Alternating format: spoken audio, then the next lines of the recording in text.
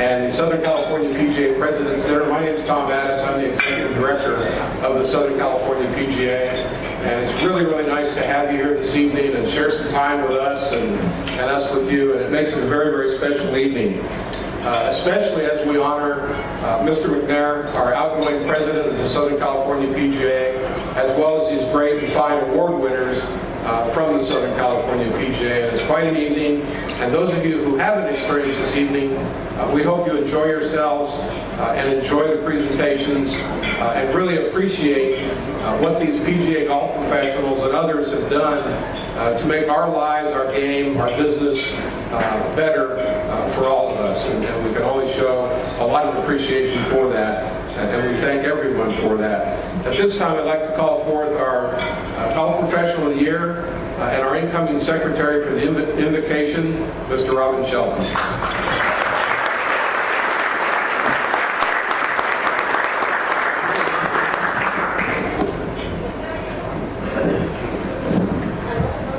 Mr. Addis, thank you. If you would you bow your head to me and we pray over our meal? Heavenly Father, thank you for this day. Thank you for bringing us here all together. Thank you for this time to celebrate our industry, celebrate our golf professionals. As we dine tonight, please allow this food to nourish us and bless us. We also take a moment to pray for the families fighting overseas for us. So we just thank you for this time. We thank you for this food. We thank you for this togetherness and fellowship. And all God's children said, Amen.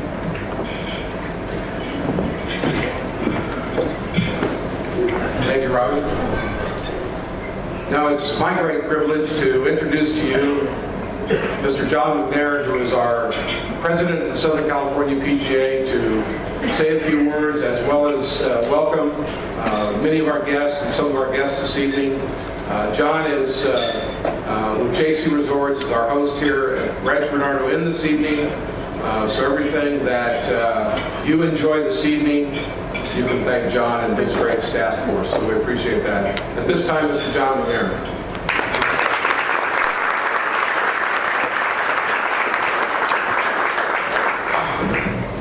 Thank you, Tom. And yes, unfortunately, though, we had lobby renovations going during our time here, though. But thank you all for being here. Good evening, and welcome to the 2016 President's Dinner. Tonight, we honor our section's best of the best. The professionals we recognize this evening exemplify everything a PGA professional should be. This year, we're going to do something a little different with the format, a little more personal. After each introduction, we hope you will enjoy a fireside chat with each of the winners. Thank you for attending and enjoy the evening's festivities. I'd like to start by recognizing some of our honored guests. Please stand when I call your name and kindly hold your applause to the end. I'd like to start with the PGA of America President, Mr. Paul Levy, PGA Player Development Regional Manager, Nikki Gatch, PGA Employment Consultant, Ken Farrell, Aloha Section Executive Director, Wes Walaula.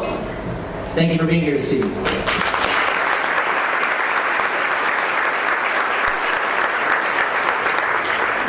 Now I'd like to introduce the SCPGA board members in attendance. Please stand when I call your name. If you kindly hold your applause to the end. Vice President Todd Kiefer, Secretary Tony Latendre, Incoming Secretary and Golf Professional of the Year, Robin Shelton, Eric Lohman, Randy Chang, Joe Roman, Scott Hine, Rob Oosterhouse, Bill Gorey, Kendall Palou, Steve Adamiak, Mike Vandergoes, Steve Plummer, and Susan Roll. Thank you for being here this evening.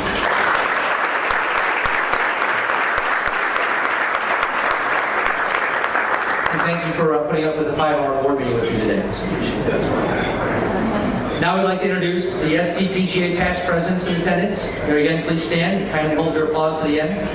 Jeff Johnson, Bill Holbert, David Foster, Patrick Casey, Skip Whitted, Andrew Tooney, Bob Lovejoy, Tom Addis, also PGA of America President from 1995 to 96, and Pat Riley, also PGA of America President from 1989 to 1990. Thank you for being here.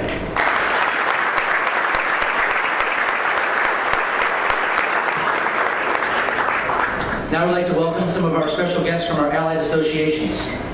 There again, the same thing. Please hold your applause to the end. From the Southern California Golf Association, President Keenan Barber. SCGA Executive Director Kevin Heaney.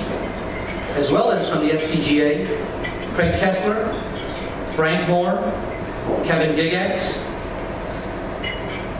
Ed Holmes, former president of the SCGA, Brian Robbins, USGA writer, Josh Jacobs of TGA and our partner in our Golf and Schools program, Bruce Williams, former president of the GCSAA, John Mattern, former president of the GCSAA, and Judy Altschuler, president of the WSCGA.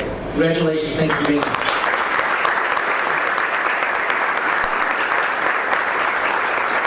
Now we'll turn back over to Tom.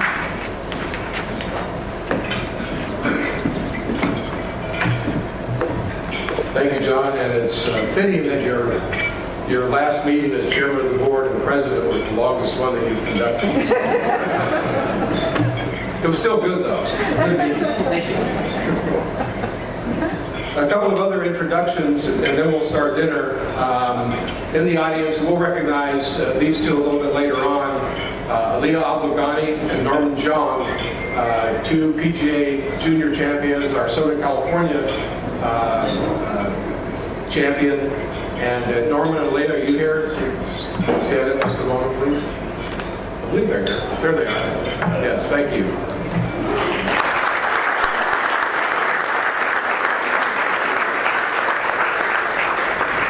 We'd like to take a couple of minutes.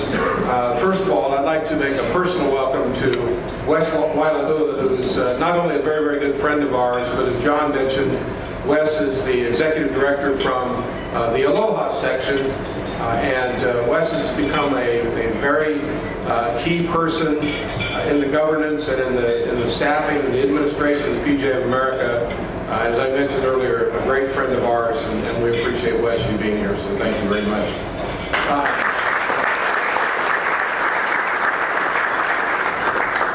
We have a few partners in with us this evening, and just as I introduce you, would you please stand? Same procedure. John McFarland of Bridgestone is here. John, thank you for being here. Tom Wiggum and George Powell from Code Green are here as one of our sponsors. And Nguyen, I'm sorry. Ann, are you here this evening? Sorry if I have to ask, the lights are, for me at least, are a little bit bright. Ken Mengel of 4Fitness. Ken, are you here this evening? Thank you for what you've done. Deandra Johnson, Underseth, and Patrick Kaufman of Global Tour. There they are. I can see you. There's no lights in the direction. Thanks for being here, you two. Ron Castillo with GMAC. Ron, are you here this evening? PGA professional. Jim Ireland with Greg Norman. I didn't see Jim earlier. Fletcher Pavin and Troy Denslow from Titleist. I know Fletcher, so there they are. And by the way, Fletcher's retiring February 1st, I believe it is, Fletcher. And Fletcher's been such a strong supporter of not only golf in Southern California, but the Southern California PGA. And whenever we need something, we call Fletcher and Titleist, and we really appreciate that. I know Troy is going to work very closely with us. We've already started some projects. But Fletcher, the best of luck to you, and look forward to seeing you around still. So thank you for all you've done. A couple of people on the Rules Committee, and I'd like to recognize Ron O'Connor, Gary Alvin, John Cochran, Keith Reinking, and Frank Dessel. And I know I left somebody out, and I apologize for that.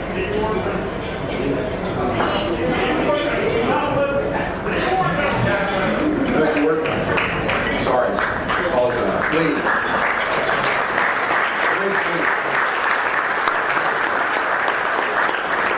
Lee, are you out there? I don't want to embarrass you, but I think I forgot to. I apologize. We have a few members of our advisory committee here this evening. Kent Brown. Kent, thank you for being here. You've already met Ed Holmes. You've already met Judy Altschuler as well. And then Tom Wilson. Thank you all for being here this evening. this time for the Southern California PGA staff to stand and just be recognized. We appreciate all you've done and all you continue to do. The PGA staff, please.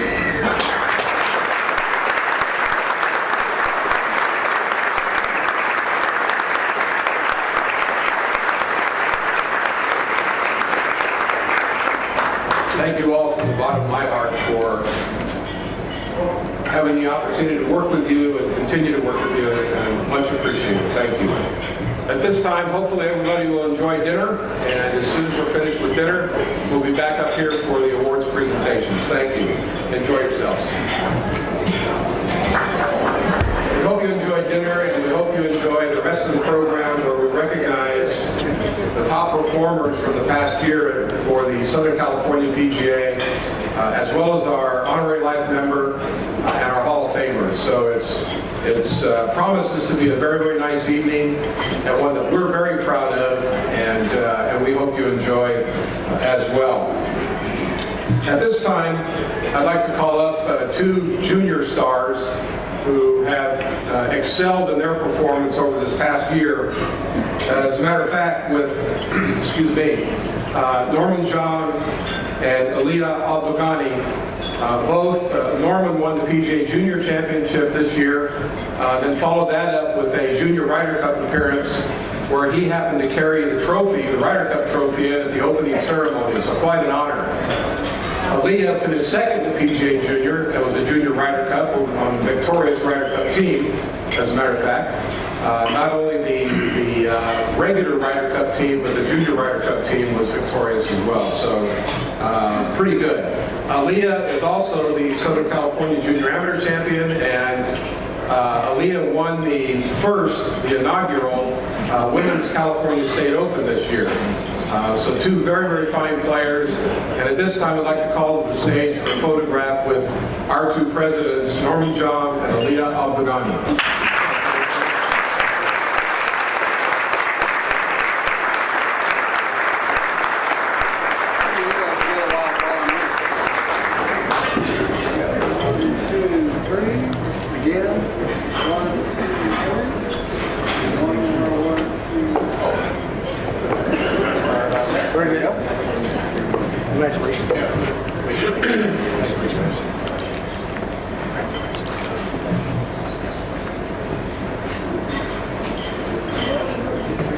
Can you go forward?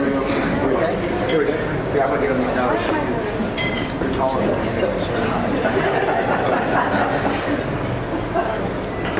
There we go. 1, 2, 3, and one more. 1, 2. Hey.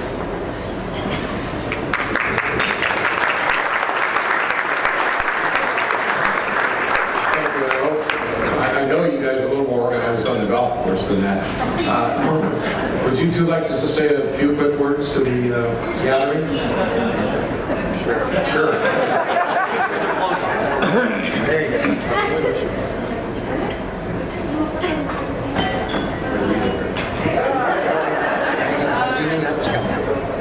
Well, on behalf of both of us, we really appreciate coming out here and being recognized. And we really, any of this wouldn't happen without SCPG, so we're very thankful.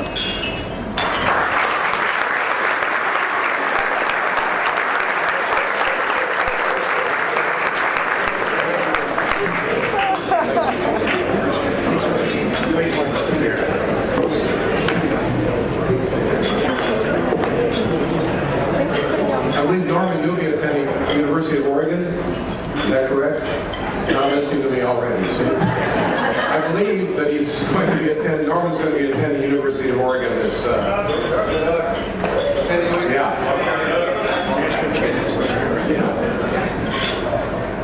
Now I'd like to reintroduce our president to make a presentation that we call the President's Award, Mr. John McNair.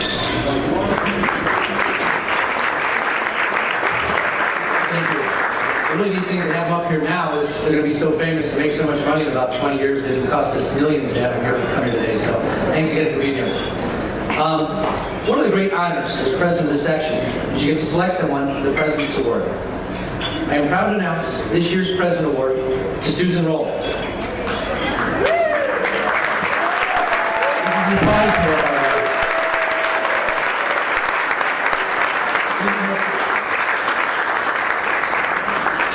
Susan has supported our section, fellow members, in the business of golf for 20 years. She has done so many outstanding things to grow the game of golf in Southern California. Some of the highlights are spearheading our golf in schools and neighborhood golf programs, as well as starting and chairing our player development committee. Susan has been the San Diego chapter president, Golf Professional of the Year, and National Merchandiser of the Year. She has financially supported both the women's golf program as a sponsor and the foundation as a donor. Susan, you are an inspiration to all of us, and that is why you are this year's President's Award recipient. Congratulations.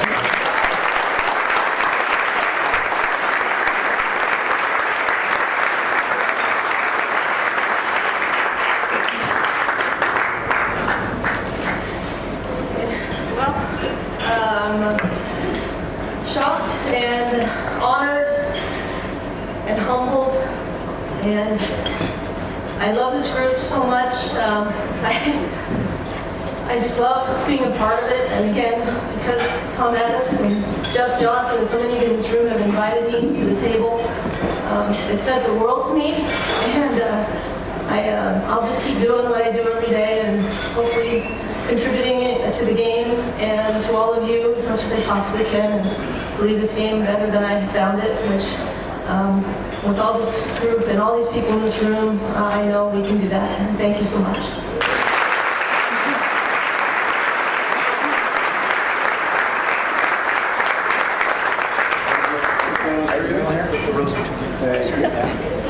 No, we're not right. No, we're not right. There we go. Okay, we'll do 1, 2, 3. And one more. 1, 2. Thank you.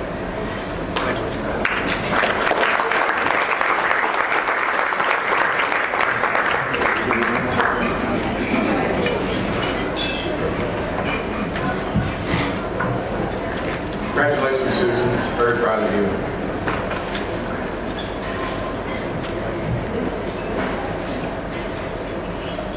Our first award that we'll present this evening, and we'll start with our Merchandiser of the Year category, this being the Resort Merchandiser of the Year. This gentleman's been a PGA member since 1987 and is now a quarter-century club member for the PGA of America, which obviously means 25 years, which on its own takes a lot of patience, a lot of dedication, a lot of interest, so congratulations. He's currently the head golf professional at the Journey in Pechanga, and in 1996 and 1998 was the recipient of the same award while working as the head golf professional at the Four Seasons Resort at Aviara.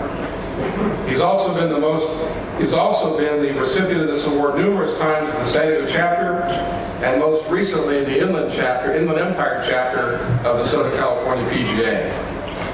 This gentleman has 3 children. Billy, 25 years old, twin daughters Brittany and Casey, each 23 years old.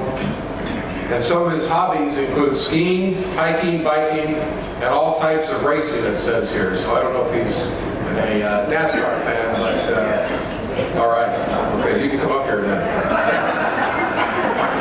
Who's sponsored this year for NASCAR? Monster. At this time, we'd like to welcome our Resort Merchandiser of the Year from the Journey at Pechanga, Mr. Bill Crisp.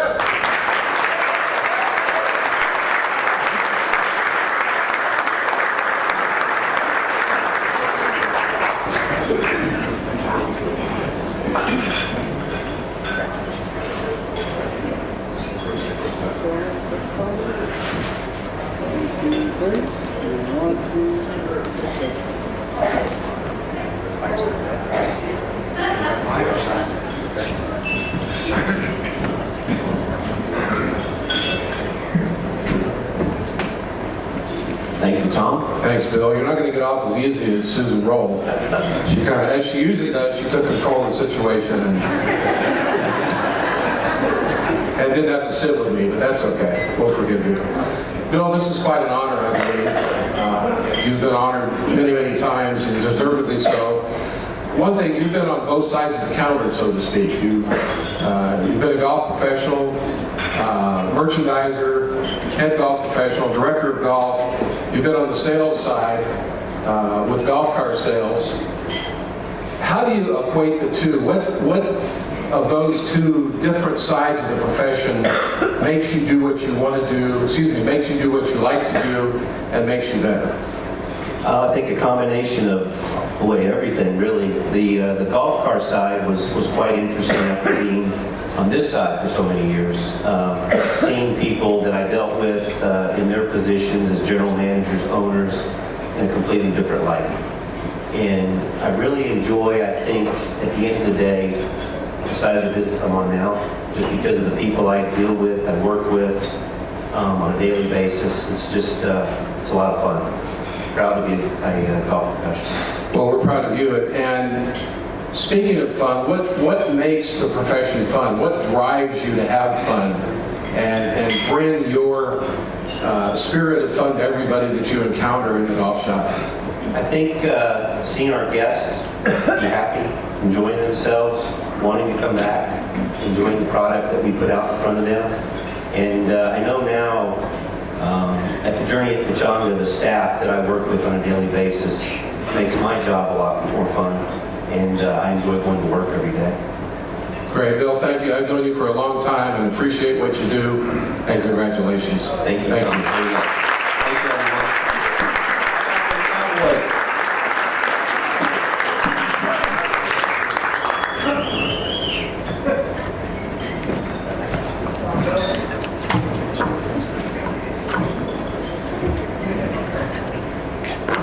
Congratulations, Bill. Keep it up. I know he will.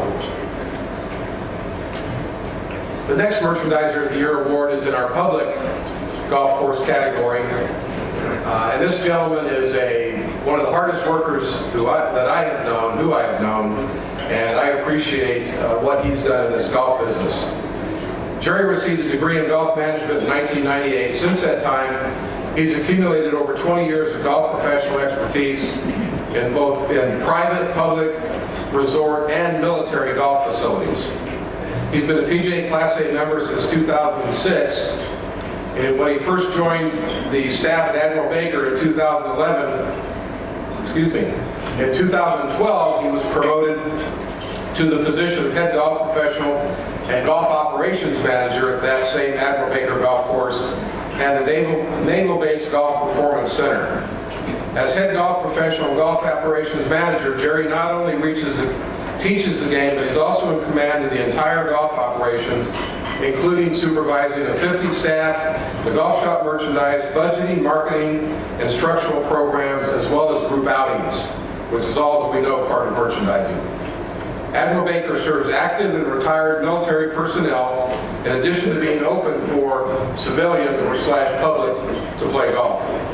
As one of the busiest golf courses in San Diego, Admiral Baker has two 18-hole championship courses and averages 125,000 rounds of golf per year. As a former member of the United States Navy, Jerry served our country in Desert Storm, received the Navy Achievement Medal for his service in 1990, so he's particularly passionate about being able to give back to the military community through providing top-notch golf recreation. At Admiral Baker, Jerry is actively involved in Wounded Warrior Golf, which is a program to encourage veterans to heal and experience joy through our game of golf. Jerry also received the Bill Strausbaugh Award in 2015 in the San Diego chapter for his mentorship of PGA apprentices. At this time, please welcome Jerry Dremel, the winner of the 2016 Merchandiser of the Year for Public Golf.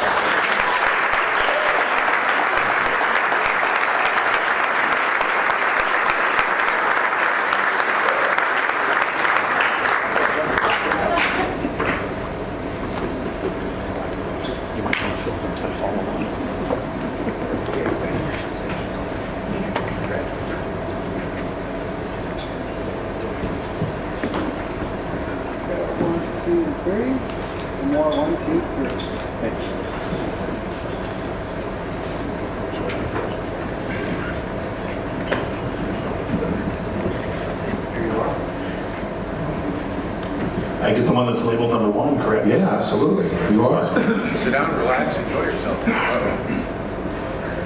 We lost it, I think. Do we need a chair? Here we go. We're going to share. Jerry, you've been pretty special in your career up to this point, and having the opportunity to serve the game and serve your customer at the different levels of golf facilities. In your expertise, or how has that added to your expertise to bring your skills to the top in regards to not only merchandising, but marketing, as you said, and operations in particular with your staff? Well, Tom, I think that's a great question, and all of us as golf professionals know, private, public, military, customers are customers. Everybody's looking for something.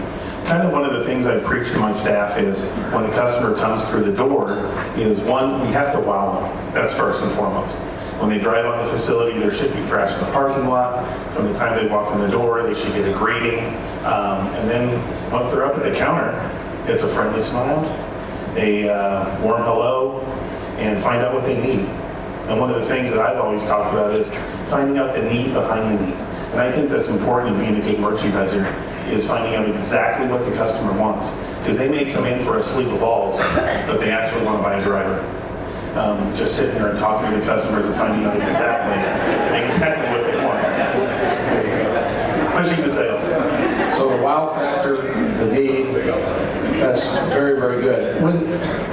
When you work with the military, with the Wounded Warriors, for example, how do you apply those same principles to working with the Wounded Warrior, I don't want to say compared to us, normies, as they might say, okay? And what is your feeling? How do you bring that emotion and that passion to working with the Wounded Warriors? I wouldn't consider us all normies.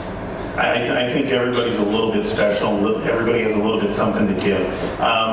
Selling merchandise and dealing with the Wounded Warriors is the same thing. It's all about listening and listening to what the customer wants. When we're sitting there with the Wounded Warriors, and I know I wouldn't be here without Joe Groman, who does an awesome Wounded Warrior program at our fellow course at Navy Golf Course. Thank you, Joe.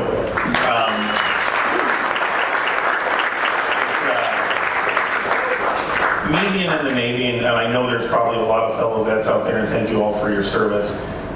It means the world to me to go out there and listen to their stories.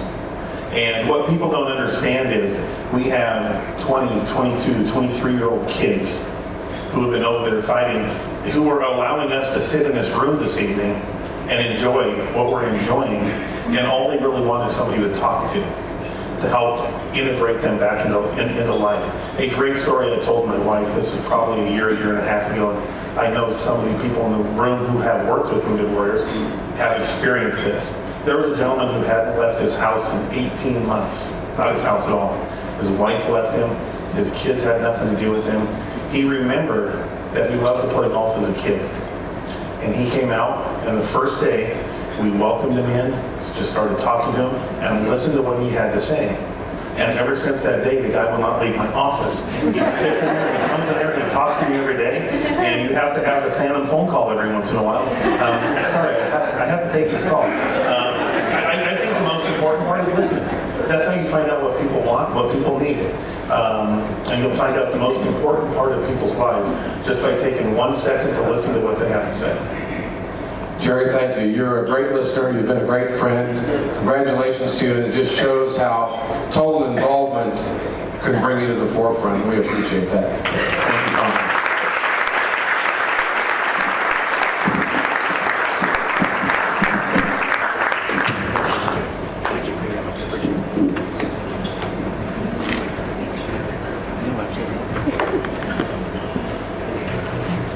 Congratulations, Jerry. Merchandiser of the Year for Southern California in the public golf course category. At this time, we'll move to the private golf course category for Merchandiser of the Year.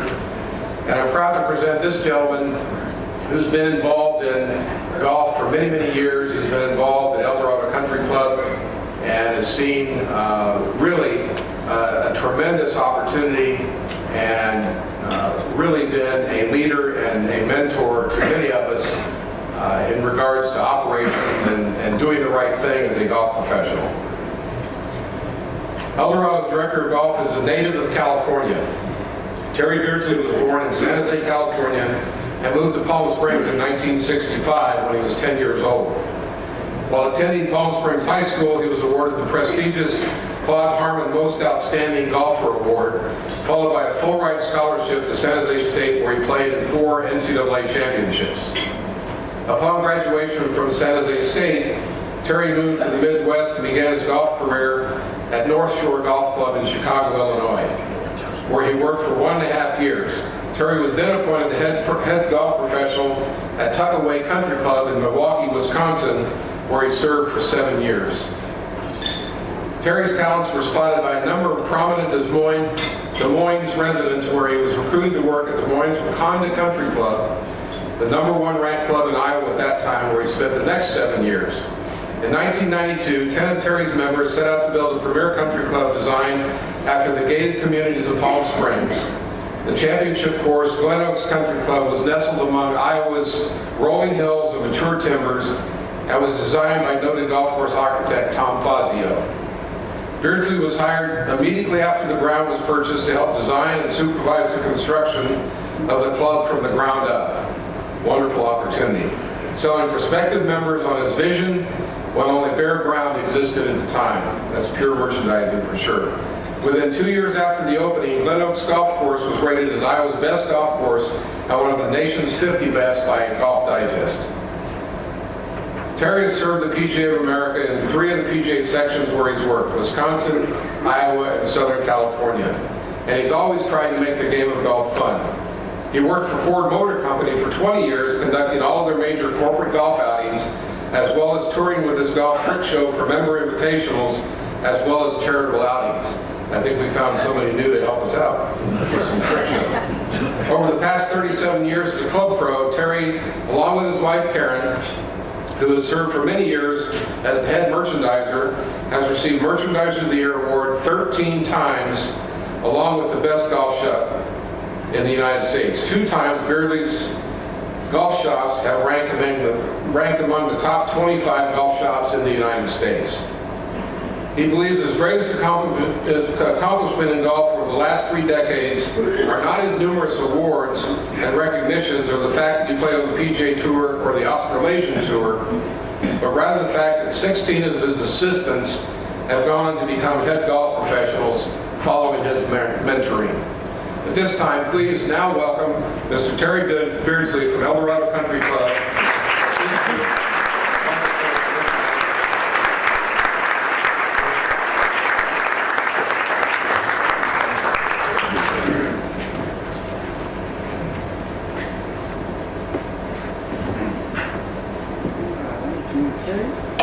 One more, 1, 2. Thank you.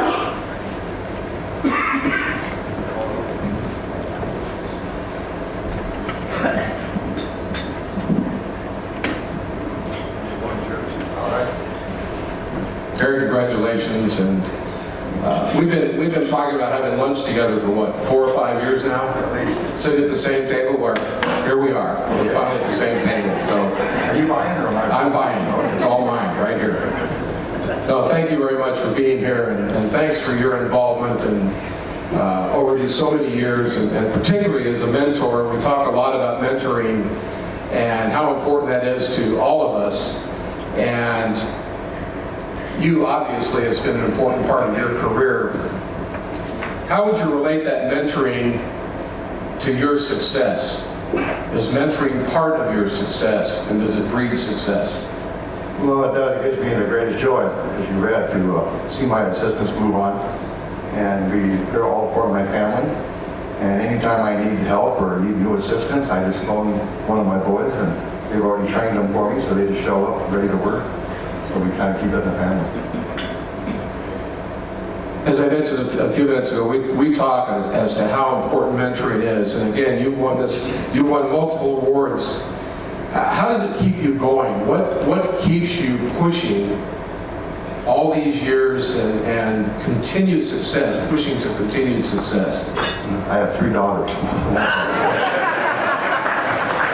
College time, right? But, you know, my wife and I have worked together for 34 years. Congratulations. And she has won 13 times Merchandiser of the Year, not me, I can promise you that. We own our own golf shop, which is different. And when you do the sales volume we do, we open with a large inventory. It's a real business, and I stay motivated every day because it is a real business. I happen to work at a fabulous golf course, and the members at El Dorado just treat us like family. And the members at El Dorado send all the employees' children to college. So my 3 girls have all been to college through El Dorado, so it's fun to go to work there every day. That's fabulous. That certainly gives you the motivation to keep going, I'm sure. Not many people know this, well, maybe more than I'm aware, but El Dorado hosted the 1959 Ryder Cup matches, and is a fabulous place. And how does that, hosting the Ryder Cup, and I know you did a special deal on the 50th anniversary, how is hosting the Ryder Cup, does it make it easier for you in your merchandising career and promoting your sales? Well, it does. Actually, through the help of Paul Levy, having the Ryder Cup, they let me use the logo that was used in 1959. So on some of our golf bags and stuff, we market the Ryder Cup because it isn't the current logo. And it's great to show off that we've actually bought the trophy, the Ryder Cup trophy. The PGA allowed me to do that. And so there's one man in England that makes the trophies. You can buy them for $12,000. And all of our guests that we show around, prospective new members, that's the first thing I take them to, is the Ryder Cup. Another point of merchandising that is so valuable. Terry, we appreciate it. Congratulations to you, and the best to you. Thank you very much.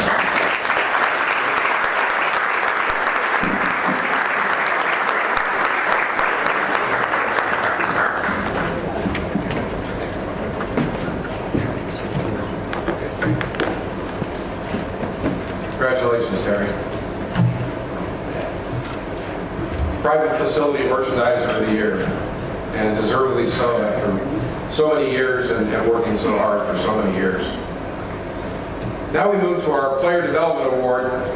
This is a pretty special award, especially as a great deal of our conversation in the golfing world today and in the business of golf world today has to do with player development, growing the game, and this gentleman can be extremely proud of what he's done in our golf industry. Jeff is a 30-year veteran of the golf industry. He's been a professional golfer, an assistant professional, a director of instruction, a business owner, twice director of sales, a tournament coordinator, a guest services manager, a corporate trainer, a TV correspondent, and is now the player development coordinator for PGA West. That's a lot, isn't it? But that says a lot. And that's the great thing about Jeff. Excuse me. He began his professional career as a touring player. He competed in golf events all over North America, notably were the Nike Tour, the then Nike Tour, the Canadian PGA Tour, and the PGA Tour. And in 1994, Jeff began his teaching career at Tockwitz Creek Golf Resort, and in 1999, Jeff earned his PGA membership. In 2000, he successfully established the Arnold Palmer Player Development Program, and in 2003, one of the highlights of his career, he won the Southern California PGA Championship. He also then competed in the 2000 Bob Hope Chrysler Classic, the Buick Open, and the then Nissan Open. Later in 2004, Jeff moved on from the Palmer experience and created a teaching business at Landmark Golf Club and later Silver Rock Resort. During the same year, he competed at the PGA National Club Professional Championship, and in 2006, he turned his career into pursuit towards the media. He became a featured columnist for Golf News Magazine and the television host for the Inside Valley Golf on KMIR 6 News. And in 2011, Jeff was recruited by Sunrise Golf Group for a role in club management and then accepted 2 positions at Ascena Golf Club, the Director of Sales and the Director of Instruction both. Then following that, Jeff refocused his career on coaching and then joined the PGA West Golf Academy. During his time at the Academy, Jeff created the Player Development Program and was promoted to the Player Development Coordinator. Jeff is currently serving on the Desert PGA Board of Directors and handles many chores, including the media, as well as sponsor relationships. Throughout his golfing career, Jeff has had the great fortune of working with Paul Runyon, Dave Stockton, and John Gerson Jr., and the great honor to know Arnold Palmer and Gary Player. As a player, he's competed against Tiger, Ernie, Sergio, and the list goes on. As a teacher, he's been blessed to know thousands of students at all levels, and he's married to his beloved Donna, and is a proud father of Jackson Dean, and he's also a grandfather as well. Should be very proud of that. At this time, let's please welcome our 2016 Southern California PGA Player Development Award winner, Mr. Jeff Dean.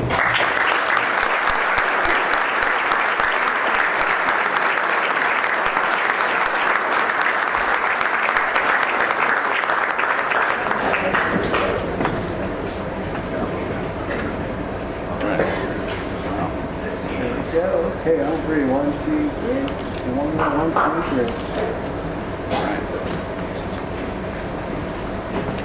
Sit for a few.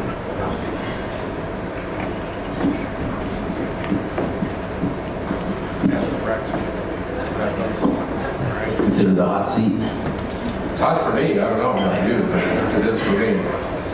Jeff, I'm impressed, and we've known each other for a couple of years now, and you've really run the gamut in your career in regards to the golf industry and what you've done. When you put all that together, how does that relate to player development? How does that make you stronger in player development? Well, I think we're all business owners at heart. We have to know more than just how to hit a golf ball. I've had the blessing of so many different experiences, but I'm a player at heart. But I didn't realize I was going to be a good teacher until I started teaching, and that I loved it. So blending all the things that I learned over the years, player development was something true to my heart. We have a certain instruction model that we've experienced, but it didn't necessarily help players become better players.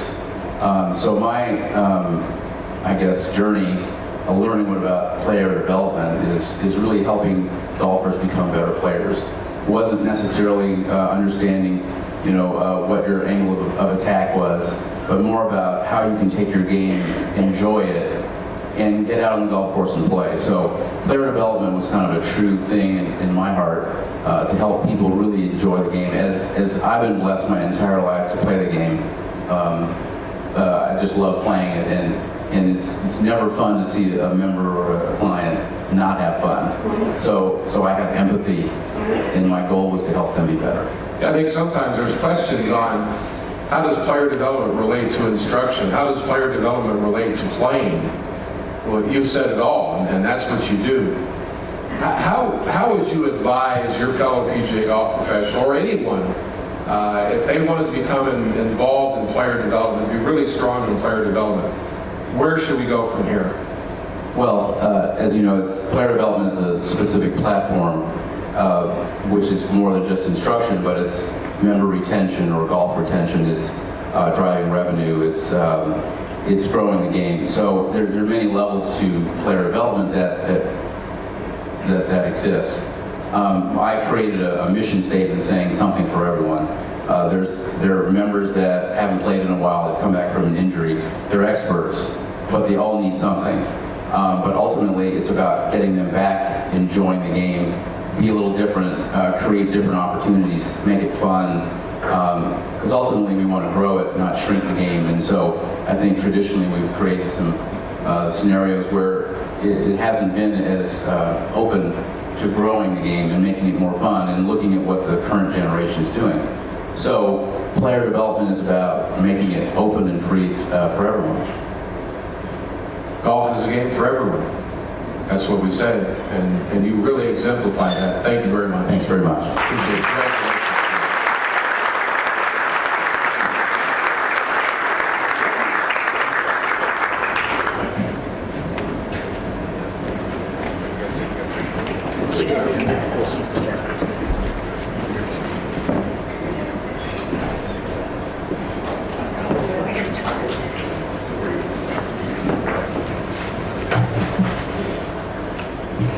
Congratulations. Congratulations, Jeffrey. We appreciate what you've done and what you continue to do. thanks for the conversation. Thanks to you all for the conversation. At least it's been fun from this end, and I hope you enjoy it sitting out there. Next, we'd like to award our Assistant Golf Professional of the Year. This gentleman's been playing golf since he was 10 years old. Back when he started working part-time at Aspen Meadows Golf Course at Beale Air Force Base up in Northern California. He also worked part-time at Peachtree Country Club when he was 18 years old. That's probably what started his dream of having golf become an important part of his life. He worked part-time at Rancho Santa Fe Golf Club until graduating from the San Diego Golf Academy in 1995, and then began working at Loma Santa Fe Country Club. He attained his PGA membership into the PGA of America in 2005 and became the tournament director at Loma Santa Fe Country Club. He was also awarded the 2015 Assistant Professional of the Year for the San Diego chapter and elected to the San Diego chapter board of directors, and now serves as the marketing and communications director on the board. He was also recently notified that he was awarded the 2016 Cass Colborn Media Person of the Year for the San Diego chapter, and Sheldon considers being selected as the Assistant Golf Professional of the Year. It's the greatest honor he's achieved, and he's most proud of that honor. At this time, please welcome the 2016 Southern California PGA Assistant Golf Professional of the Year, Sheldon California.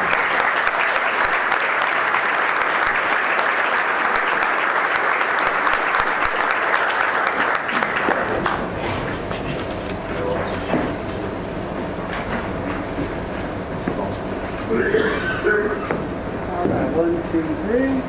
Again, 1, 2.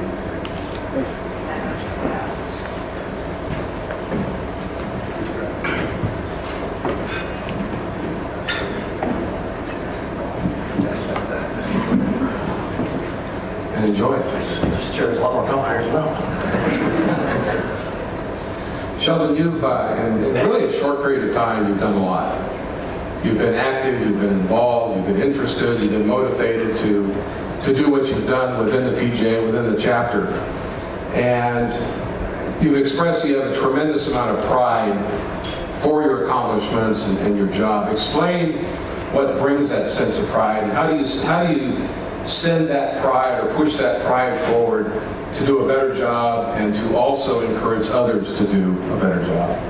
Well, I think, simply put, we're all in this business for customer service, and I've always considered myself really good at customer service. I don't know why, but it just I like pleasing people, I guess.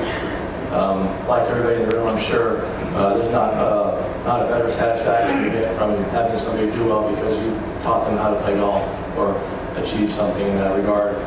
And as far as the members of my club, when they come to the club, they come to get away from life, as you could say, and to experience a wonderful, I guess, experience for lack of a better word. And I'd like to do something a little bit extra to make their experience that much better. And everybody likes to see their picture, everybody likes to see their name, and anything I can do to make their experience better at the club is what I try to do. I was even today working on our Tuesday's ladies mixer, just trying to design a scorecard that fits their event, and without them asking me to do it, I just think, and because I really appreciate it, and I get a great satisfaction from that.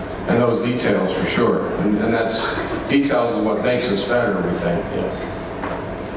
How does speaking of that, how does the Assistant of the Year award and receiving this award make you better and makes you feel like you can be more successful in the future? Well, first of all, it's for all of Southern California, so that is a extreme honor, and to Southern California is a big place. So to be able to receive an award where there's so many such professionals out there, it takes me to another level, and I just want to do whatever I can to even take it up another level because I've been recognized as the Assistant Professional of the Year. Very nice. You've done a lot. You've contributed a great deal. You've been a very, very involved PGA golf professional. We appreciate it. Congratulations. Thank you very much.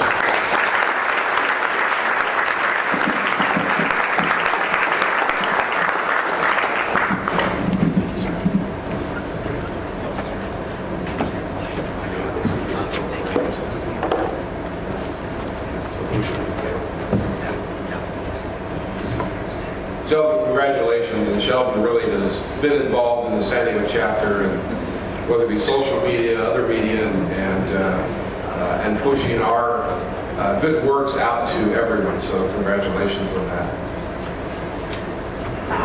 Now we're proud to award the Club Fitter of the Year award, and this gentleman is no stranger to this award or anything dealing with working with golf equipment and students. Golf instruction, and he can be very, very proud of his accomplishments and what he's done. Eric is what is known as a PGA Tour instructor, and he's the director of instruction at the golf school at Tustin Ranch Golf Club. He has a passion for helping to develop competitive golfers and uses club fitting as a tool to enhance a player's performance. He's been married to his wife Candace for 22 years and has two sons, Patrick and Connor. And now it's my pleasure to welcome the 2016 Southern California PGA Club Fitter of the Year from Tustin Ranch Golf Club, Mr. Eric Morpay.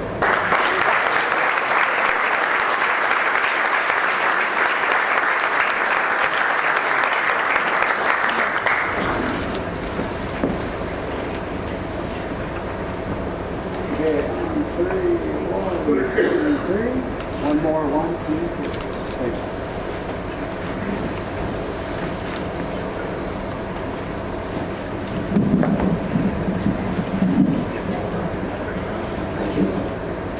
Eric, congratulations, and you're not a stranger to this, so that's nice. And you've been involved for a long time, and been one of our great leaders with not only golf instruction, but club fitting as well, whether it's a young person or an advanced person, so an advanced in age person. So you're a multiple award winner, and someone might sit back and say, hey, I'm going to rest on my laurels, as the old saying goes. But some people are stimulated by that. How do you feel by your position as carrying the banner, so to speak, as one of the Southern California PGA Award winners? Well, it's obviously a true honor. It's an honor to represent our section in the PGA of America, and my staff, and my staff at Tustin Ranch. We have 5 other full-time teaching professionals there underneath me. And I think what I appreciate most about this, I mean, I love what I do. I just work my butt off every single day. I love to teach golf, love to fit clubs as part of my instructional programs. I really like how it inspires my staff, and I know I have a few staff members that have won this award as well, and I'm very proud of that, so it's kind of carried over. How does fitting equipment, working with equipment, working in the instruction realm, how do the two fit together? What is the value of your expertise as both a golf instructor and an equipment fitter? That's a great question. One of the things that I've always, well, yeah, awesome. Like Davey Ferry all the way. Boots on. One of the things that I've always preached to my staff as well. I mean, I've been at Tustin Ranch for 20 years now, almost in February, and for all those years, I never fit anybody to a set of clubs, a driver, a punter, or a wedge, to make a sale. It's never been a sales pitch to me. It's never been a sale. It's always to help the student improve. And way back in probably 2000, 2001, I decided that as an instructor, if I'm not checking golf equipment, if I know that if a piece of golf equipment is influencing the motion in the golf swing, it's my job as the PGA professional and the instructor to check it. So fitting golf equipment for me has always been a teaching tool. It's never been a sales tool. So and I think that's bled over into my staff as well. And since we took on that idea that we use it as a tool, things have gotten better and better at Tustin Ranch as far as club sales go, instruction goes, and the like. So good answer, and that's why you are the 2016 Club Fitter of the Year for Southern California PGA. Congratulations. Thank you.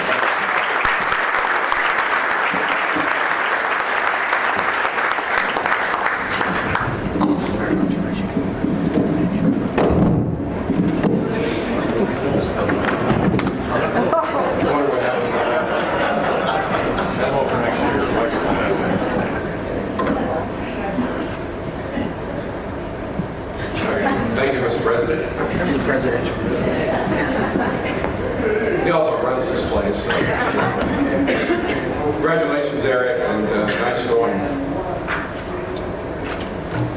Next, we move to what we call the Youth Player Development Award. And this young woman, I happen to have known this young woman for a very, very long time. She's the PGA Class A golf instructor at Encinitas Rancho Golf Course. She's a UCLA graduate and has played golf since early childhood. She's been a golf instructor for over 23 years, playing and working in the golf industry for over 40 years now. She earned her PGA Class A membership in 1995 and is a native San Diegan and was an active junior in the San Diego Junior Golf Association. She succeeded as the only girl on the La Jolla High School golf team, continuing her competitive career on the women's golf team at UCLA. She became a Class A PGA member and instructor at then Singing Hills Golf Course, now Sequan Resort, in 1995, then became a full-time instructor at Torrey Pines Golf Course from 1995 to 1998. Eventually, she moved on to Encinitas Ranch in Encinitas, and upon its opening in 1998, has been there ever since, over 18 years. She has vast experience teaching all ages and skill levels, ranging from age 3 to 93. Heidi offers friendly and encouraging techniques to inform, teach, and guide her students, helping to improve their skills.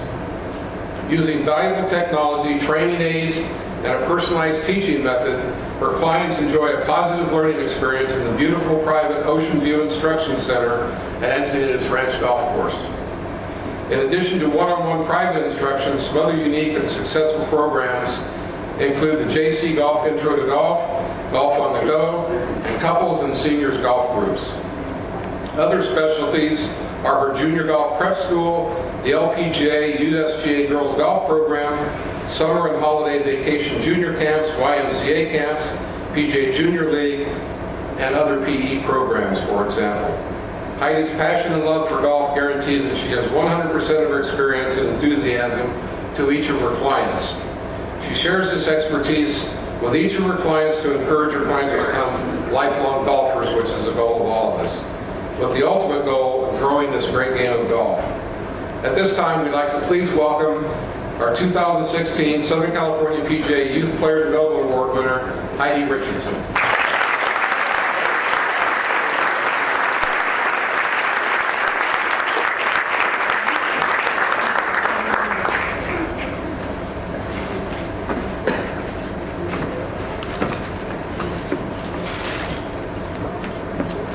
Flowers.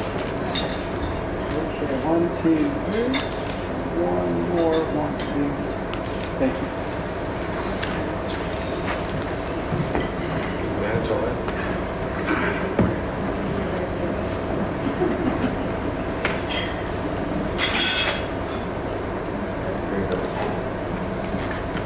Well, congratulations.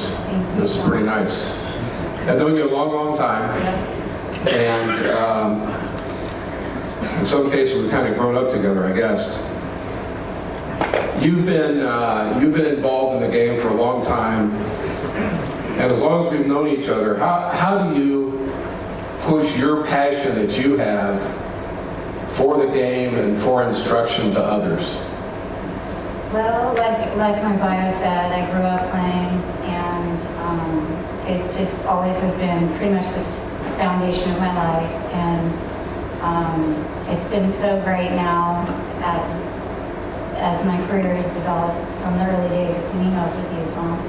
And it's just so great. Also, as a mother, I've raised my 2 kids, and now that I have a great junior program and I have tons of kids running around the driving range, I just love giving that passion to the kids and letting them enjoy a beautiful day at the golf course and learning how to play the great game.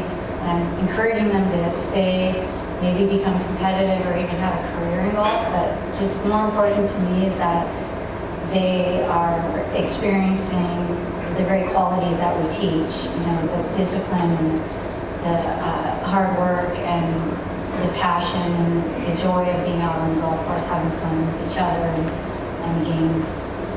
We talk a lot about golf being a lifetime sport, and you as a golf instructor, and particularly with the youth player, the young player, how do you keep them involved? How do you keep the kids involved that they think of golf as a lifetime activity? Well, I just try to make it really fun for them when they come up to the golf course and during my camps and my clinics. You know, I teach them everything about the game and how to play, but I'm really teaching them to enjoy the great time together and to get out on the golf course and learn to play and to look at the opportunities they could have through the game of golf, just like I did as a kid. You know, I really try to share that with the juniors and make sure they know that they can take it to whatever level they want. They can enjoy it for fun, or they can get as competitive as they like and have a career like I have. Well, I know you have some nice programs, and you continue to provide great programs for the kids in Encinitas and beyond, so to speak. And we appreciate that, and that's why you are our Youth Player Development Award winner. And congratulations to you. Thank you, Tom.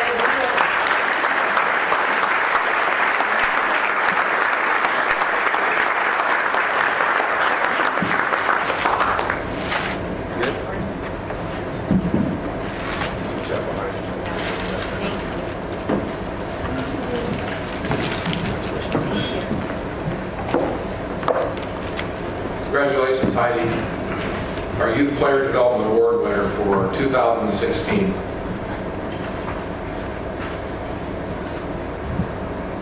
Now we move on to those PGA professionals who've distinguished themselves on the golf course, and we wish to send our appreciation to Omega for sponsoring our Player of the Year program for the past 2 years. We appreciate what they've done and improved and enhanced our Player of the Year program. The first award that we're going to present is the AAA, what we call our AAA Apprentice and Assistants Association Player of the Year. This gentleman has had quite a year.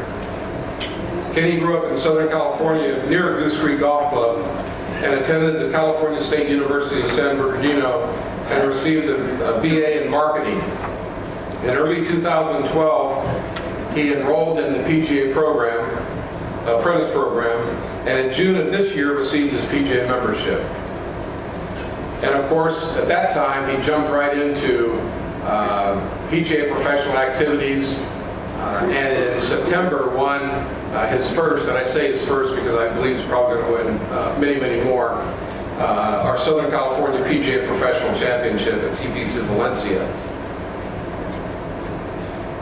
Kenny says, what an honor it is to receive Player of the Year for the 3rd straight year.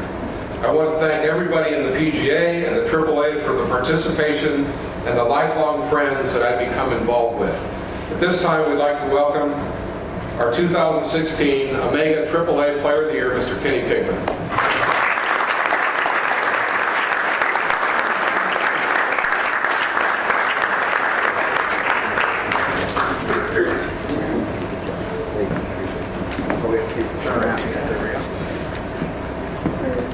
Okay. One, two, three. One more. 1, 2, 3. Thank you.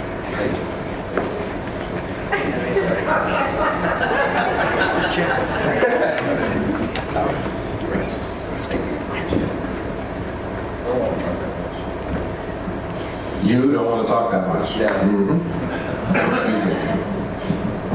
You got it?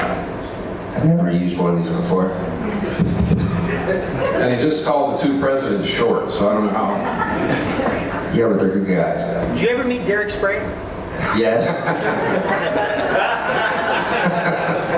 That was very nice. Kenny, you've had a great year, obviously. At least from our viewpoint, it's obvious. And you worked very, very hard, very diligently to to gather your PGA membership after a nice collegiate career and a nice amateur career here in Southern California. Let us know how that feels to be at this level, knowing you want to improve, but at this level with AAA Player of the Year, being the section champion, and where you are now in your career. I don't know. I mean, this year was awesome because it's obviously the section championship. And to be honest with you, I played 3 rounds. I didn't even know I got in a PGA event. That was my main goal for my career. Like, I just want to play in that, right? A PGA event.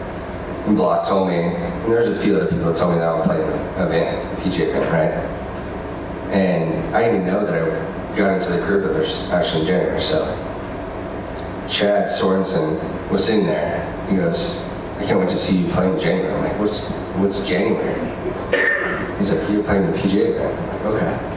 I'm like, really? He goes, yeah. So that was a bonus on top of winning that. I mean, it's been fun. I mean, I don't know, I'm speechless still. I mean, it really hasn't hit me. But you'll get your shot, and that's good. That's nice. With our AAA, and we've had nice participation in the AAA. We have some nice events and some wonderful events, as a matter of fact. And for those assistants and apprentices who might be on the fringe of playing and playing more, what advice would you give those assistants and apprentices to say, hey, let's go after it a little bit? It's not even playing wise, it's growing the game, to be honest with you. I mean, I work so much now. I joined the PGA to play golf. I don't play golf much anymore. And that's the biggest thing, is growing the game. I started junior traveling league this year. I had 17 amateurs, little kids. I mean, it was babysitting most of the time.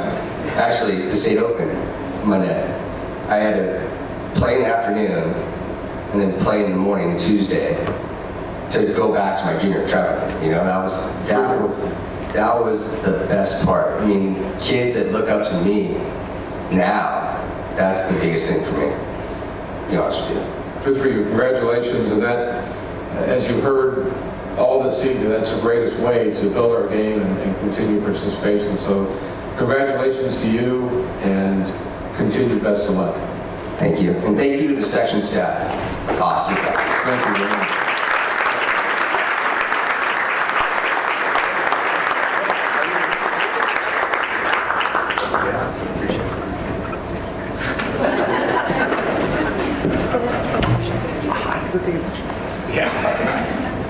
Yeah, I don't even fit Derek, I don't think. Kenny, congratulations to you. Our Omega AAA Player of the Year. Now we'd like to introduce our Omega Apprentice Player of the Year for women.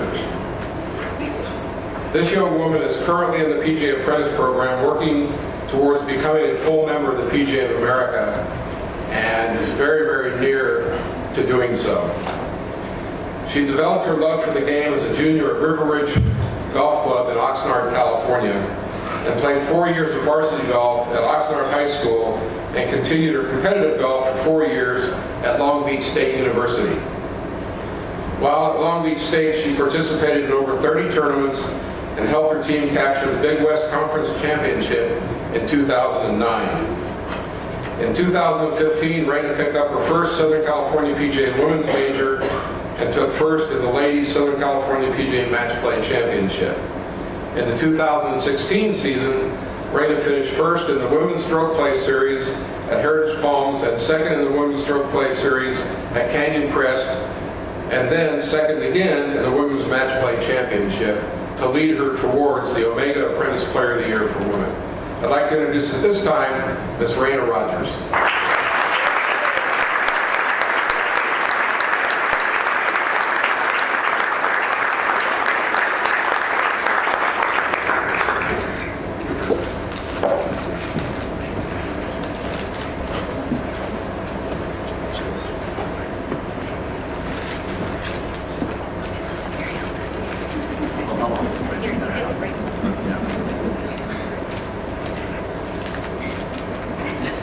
right, here we go. 1, 2, 3, and one more. 1, 2.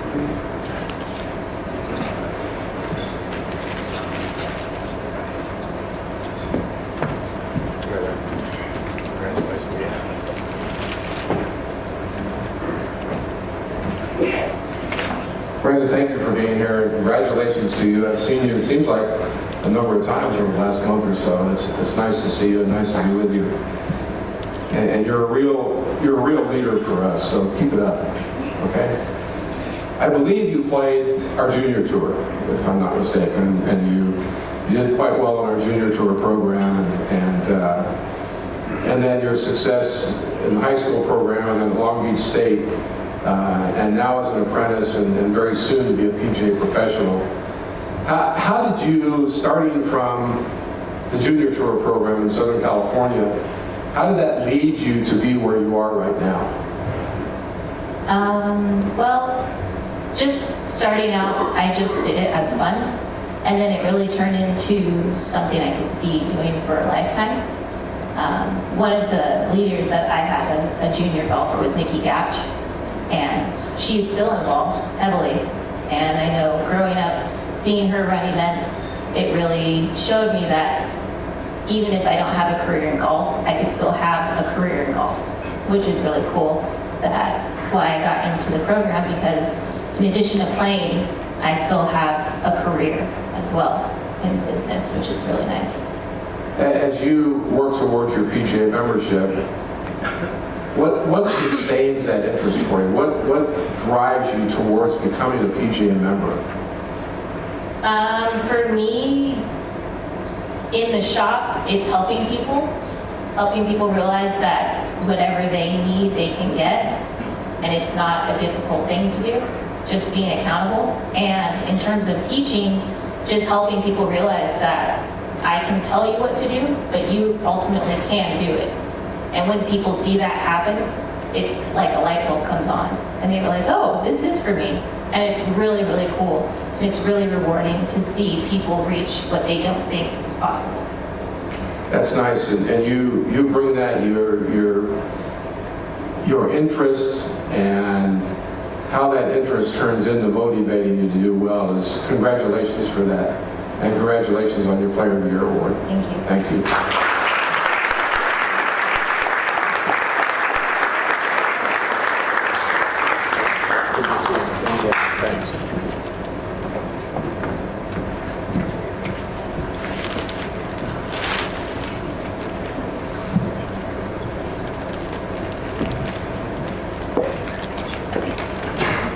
Congratulations again, Raina, for winning the Omega Apprentice Player of the Year for women.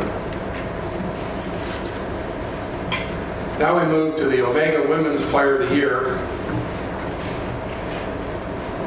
And this young woman is quite the player, and you'll meet her twice this evening, as a matter of fact. And I thought to myself, you know, I was going to talk to President McNair, maybe we should have Allison come up and pick up 2 awards at one time. And said, nah, Allison deserves the recognition for what she's done in any category that she can. So congratulations. Allison is a PGA Master Professional in Instruction and an LPGA Class A member. And Allison is one of 11 women to achieve the highest PGA credential earned by an instructor. She has over 27 years of golf competition background and has recently played in 3 LPGA Tour majors, including the KPMG Women's PGA Championship. Upon arriving to California after competing on a full scholarship on the women's golf team at Florida State University, Allison spent nearly 7 years at Sherwood Country Club as the head teaching professional, as well as the first assistant, and is currently the director of instruction at Wood Ranch Country Club and the assistant women's golf coach at California State University at Northridge. Allison serves on the Northern Chapter Southern California PGA Board of Directors, is a member of the Southern California PGA Teaching Committee, is vice president of the LPGA Western Section, and also will join the PGA, Southern California PGA, as an independent director on the board of directors. I'd like at this time to please welcome our Southern California PGA Women's Player of the Year for 2016, Allison Kirk.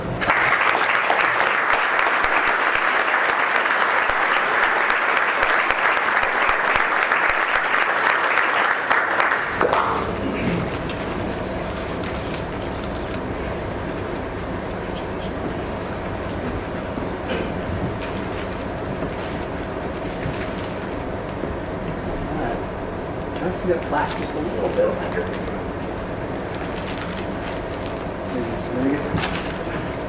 Excellent. Thank you. 1, 2, 3. And again, 1, 2.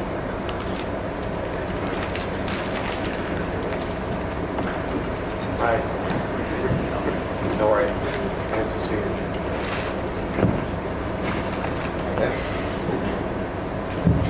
We're going to have a double one this evening. We'll talk a little bit now and then in a few minutes as well. So I look forward to that. In fact, I didn't even make up any questions for the first one, so we're going to wing it in that regard. Okay? Sounds good. Allison, you really have been an inspiration to many of us with your playing, with your teaching, and particularly your stick-to-itiveness when it comes to what you've done to educate yourself and elevate yourself in this profession. And obviously, being the player that you are has stimulated you to do so. How does that carry forward even more to bring what you do to the rest of us at the highest level, which you really have attained? I think I realized in my college career that there's more than one journey out there than just what we think is out there. And so my aspirations to be a tour player weren't really realized so early on. And my career in the PGA started to give me some wonderful playing opportunities, which reignited my passion to continue playing. And I think it's really interesting to see how I've been able to bridge a couple of my passions together through psychology, through teaching, and through playing. And that's invigorated me to just strive to continue to do the best that I can. And none of this seems like work. It is all fun. Everything that I do, I'm just filled with so much passion. So that allows me to practice as much as I want, teach as much as I want, and to help people as much as I want. And that's been just so inspirational to myself to keep going, because it doesn't feel like work. It's a lot of fun. You seem to have a great deal of fun, at least when I'm around you on the golf course and see you out there. How do you, you're very consistent as well, it seems to me. How do you maintain that consistency, especially when you're applying your trade as a golf instructor and on the golf course at the same time? How do we stay so consistent as we approach our game? It certainly wasn't easy. You look at my scores back in college, it was pretty up and down. And it took a lot of mental training for me to get to the calm, peaceful place that I am now. Part of that is through mindfulness, and part of that is through working with professionals who could teach me the skills to become more consistent. I truly don't believe that there is consistency on the golf course. I think that's unattainable. But to be able to go out and just be myself and to be authentic allows me to play as closely as I can to the best I can. The relationships that I forge on the golf course too has been really, really great. I think having those consistent relationships has been a lot of fun for me. And it is, and we appreciate that. We appreciate how consistent you are and the support that you provide to the section, and congratulations. Thank you so much.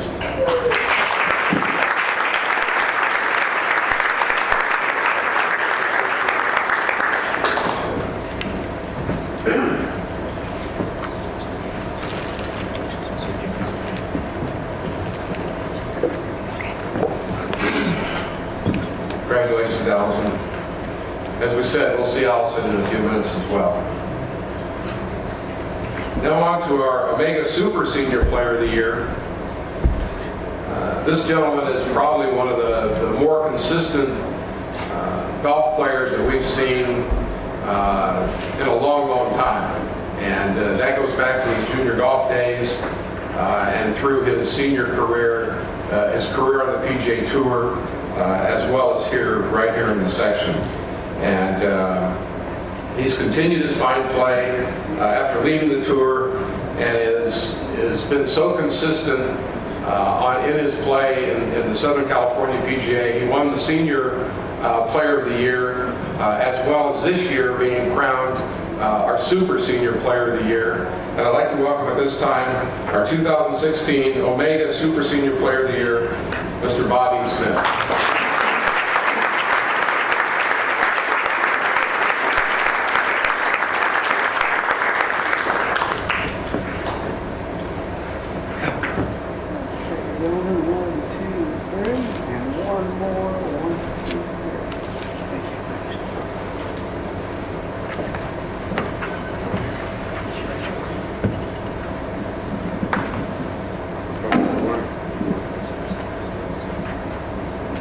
Happy holidays.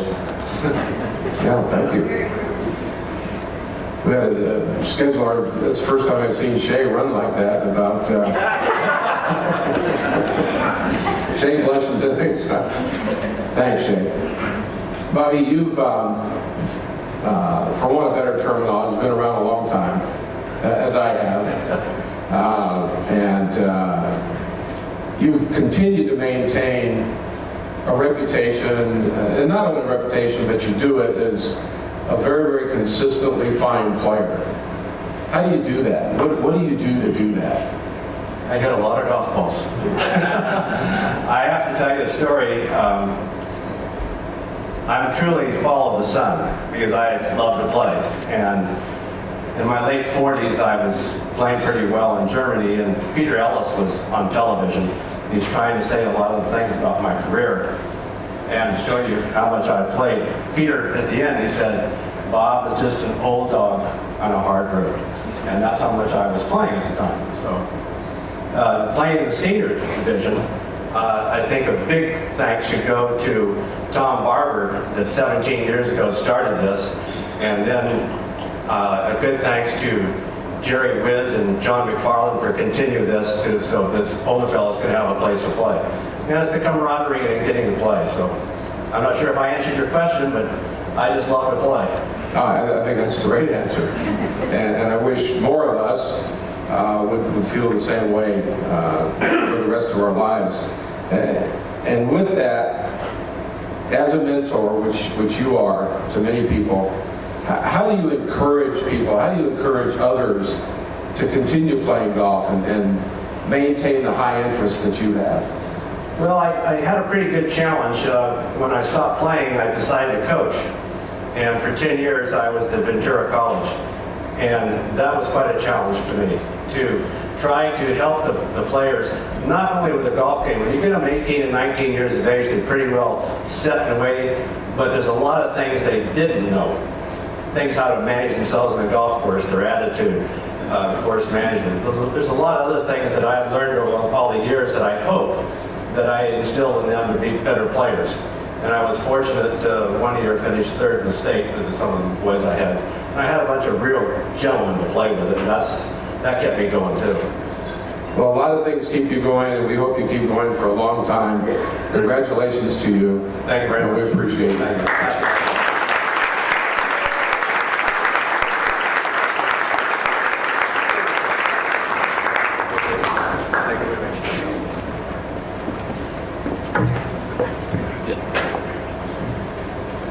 Bobby Smith, appreciate that, and congratulations on your Omega Super Senior Player of the Year. Now for the Omega Senior Player of the Year. We're proud to present this award to Gary Sawinski. Gary doesn't have to be here tonight. He had a family situation, or a family outing, if you will, that he is attending. Gary will have his name inscribed on the Ron O'Connor Trophy as the Omega Senior Player of the Year. Gary had a terrific year this year, led by his victory in the San Diego Chapter Senior Championship and in the Southern California PGA Senior Championship at Rustic Canyon earlier this year. And he recently tied for 33rd in the Senior PGA Professional Championship in Florida, and has had a very, very fine year, and we congratulate him for that. He also played this year's Senior Open in Ohio. As I mentioned, Gary was unable to attend, but he sent us a very gracious letter that he asked us to read, and I will do so at this time. Good evening, everyone. Sorry I could not be here in person this evening. I'm away on a family trip. This is an extreme honor for me. This is an individual award, but I cannot take credit for this alone, as there are many people who've helped me along the way. I would like to take a few minutes to thank them. First, Tom Addis for all he has done to make the Southern California PGA the great section that it is.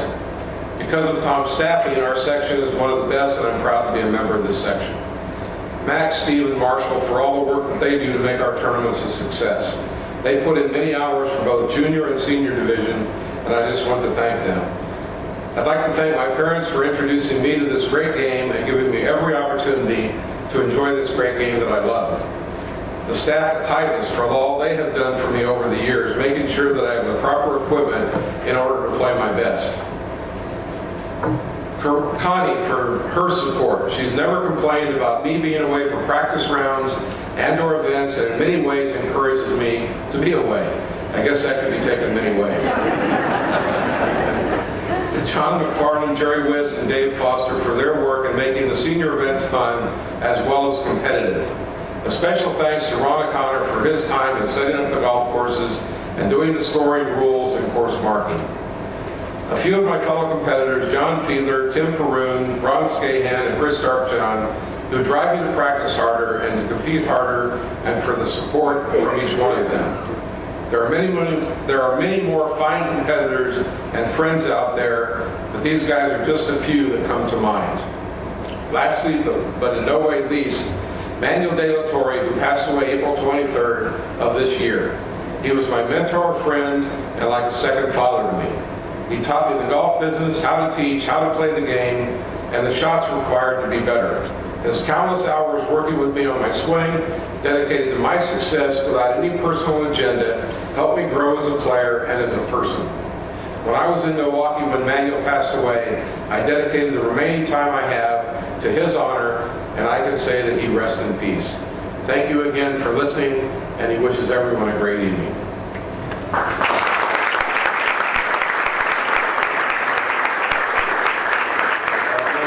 Player of the Year, Gary Sawinski. We're going to present our Southern California PGA Player of the Year a little bit later in the program. Excuse me. At this time, we'd like to present the Bill Strasswell Award for the Southern California PGA. This gentleman is one of the more involved PGA professionals in our section, and I hope he's in the room. We might have to take a short intermission. And I'm not surprised, to be honest with you. Joe is afraid he might not even make it this evening because he had to schedule. Joe thought the dinner was at 8 o'clock this evening. So we were a little bit worried whether he could make it at all. But he is here, and what we'll do is we'll go ahead with the next award until Joe gets back. I think we can do that. Excuse me. We're going to go ahead and present the Horton Smith Award, and this will give Joe an opportunity when he does get back to kind of relax and put himself together and all that stuff. Well, we've already started, so we're going to stay on the Horton Smith Award. This award is given to an individual who excels in the field of education for the PGA and for the game of golf.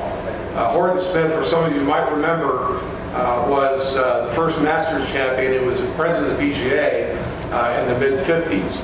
And this award was, and Horton, Mr. Smith, excuse me, had a great yearning and desire to ensure that his fellow PGA professional was educated at the highest level and for the betterment of everyone, thus the name of the Horton Smith Award.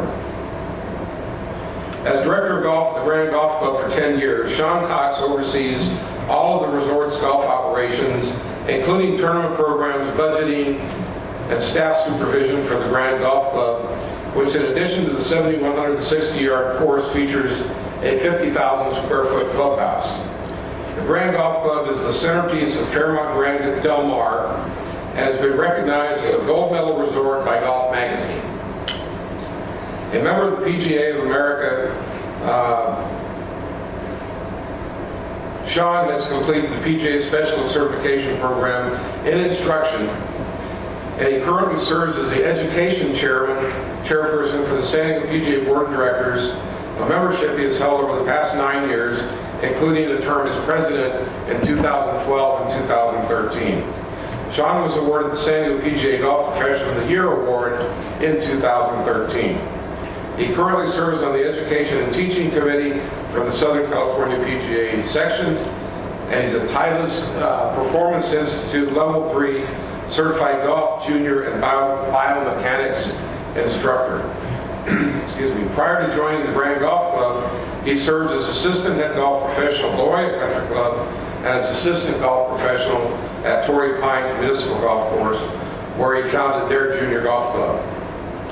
Sean is a native of Seattle and holds a Bachelor of Arts from the University of Washington, where he was on the National and Rose Bowl Championship football team in 1991 and was inducted into the Husky Hall of Fame.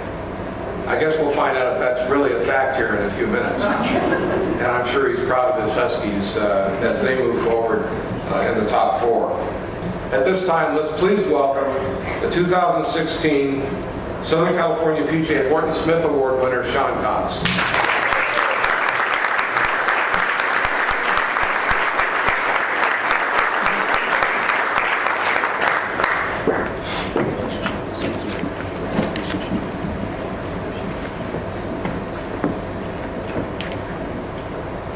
1, 2, 3.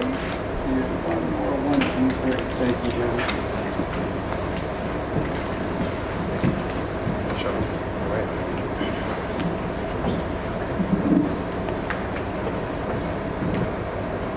Okay, we need to dispel everything rumor-wise. Were you really on the University of Washington football team? It was part of why I moved to Southern California. We played in the Rose Bowl twice, and I got to spend 3 weeks in Anaheim with a bunch of 20-something-year-olds on the NCAA budget. So I had a lot of fun in Southern California. I graduated from University of Washington, and I caddied as a kid. And we decided to move to San Diego, me and a couple friends, and I got a job at Torrey Pines, and here I am now. What position were you? I was a defensive back, corner. Well, the Huskies are pretty good this year, and Chris Peterson has done a pretty nice job up there, so congratulations. Thank you. I was watching it on my phone this morning at breakfast, the selection deal, and I screamed. I'll bet you did. Tell us how you push towards excellence, as I know you do, not only at the brand, but with your career, and making sure or ensuring that your fellow PGA professional has that same path to excellence. I think in anything we do, there's always somebody out there that does it better, that you can learn from, that can help mentor you, whether as a kid at being a coach, whether you're the assistant pro at a place like La Jolla Country Club and you have a guy like Pete Coe as your boss. There's always somebody that has done it, and if you're willing to ask them for advice, or you pay attention to what they do. And the one thing I found, I served as the education chairman for many years in San Diego, is that if you ask some of these people, they'd love to share their information. I think that we don't have enough seminars locally because we just don't go out and ask these great professionals. And I really enjoyed, getting people together to talk about teaching or the business or stuff like that. It's maybe a little redundant, but we talk about engaging our PGA professional and engagement for success, as we were just talking about. How would you continue to engage our PGA professional to be more educated? What would you do if you had the opportunity to do so? I think all I'm trying to do is inspire my assistants that work for me, that they understand that you can be what you want to be in this business, but it does take hard work. I don't think I got where I am in my position without hard work, and I try to lead and show them that But I think education's a big part of it. You know, a lot of people in their 20s think they know a lot, and I'm in my 46 now, and I still don't know anything. And every day you have to keep trying to keep learning and keep getting better. And I'm just trying to kind of inspire the younger people. And I actually do it even by staying involved with teaching with juniors. I love our junior programs and being involved with those. Good for you. Our next award is the Bill Strasbaugh Award. Mr. Strasbaugh had a saying always that those who teach must never cease to learn. And you certainly fall into that category. So congratulations to you. Thank you, Tom.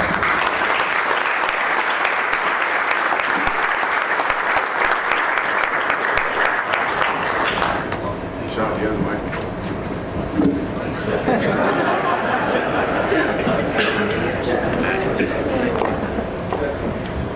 Ready to be interviewed after intercepting that pass.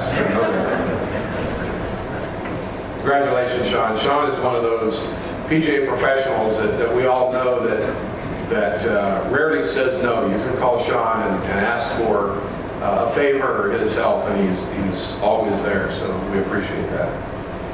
Now I think we're ready to move on to the Bill Strasbaugh Award. This is, you heard me mention a mention of Mr. Strasbaugh a few moments ago, and I had a great pleasure to know, as well as Pat Roddy did, Mr. Strasbaugh on a one-on-one basis and spend a lot of time with him, and in fact had the opportunity to do a couple of PGA teaching workshops with Mr. Strasbaugh. So I'm very, very honored to have that opportunity to do so. So it's pretty special to me. And Mr. Strasbaugh was at Columbia Country Club, and those of you who may know who he is know the kind of instructor that he was and the kind of person he was. And our recipient tonight is very much in the same, or on the same pathway as Mr. Strasbaugh as a person. And we really appreciate that. And this year's Bill Strasbaugh Award goes to a person, Joe Groman, who's currently the PGA head golf professional at the Navy Golf Course in Cyprus. Joe's held that position since 2005, and through his work on the Southern California PGA Disabled Golf Committee and his strong voice serving on the Southern California PGA Board of Directors and the Metro Chapter Board of Directors, the Growth of the Game Committee, the Special Awards Committee, and the Patriot Pro-Am Committee, he's mentored hundreds of aspiring and current PGA professionals. As a head golf professional since 1996, Joe has personally mentored dozens of aspiring PGA apprentices to PGA membership, and that's a nice claim. For his outstanding display of integrity, character, and leadership, and his commitment towards mentoring others in the PGA, the Southern California PGA section proudly presents the 2016 Bill Strasbaugh Award to Mr. Joe Groman.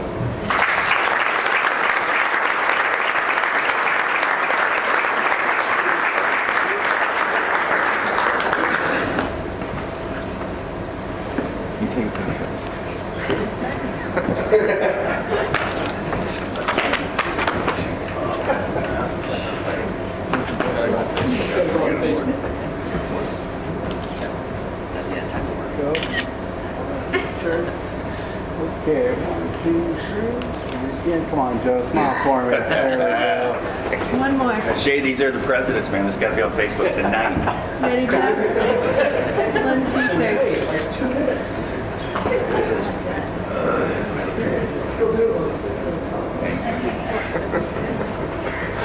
Well, good.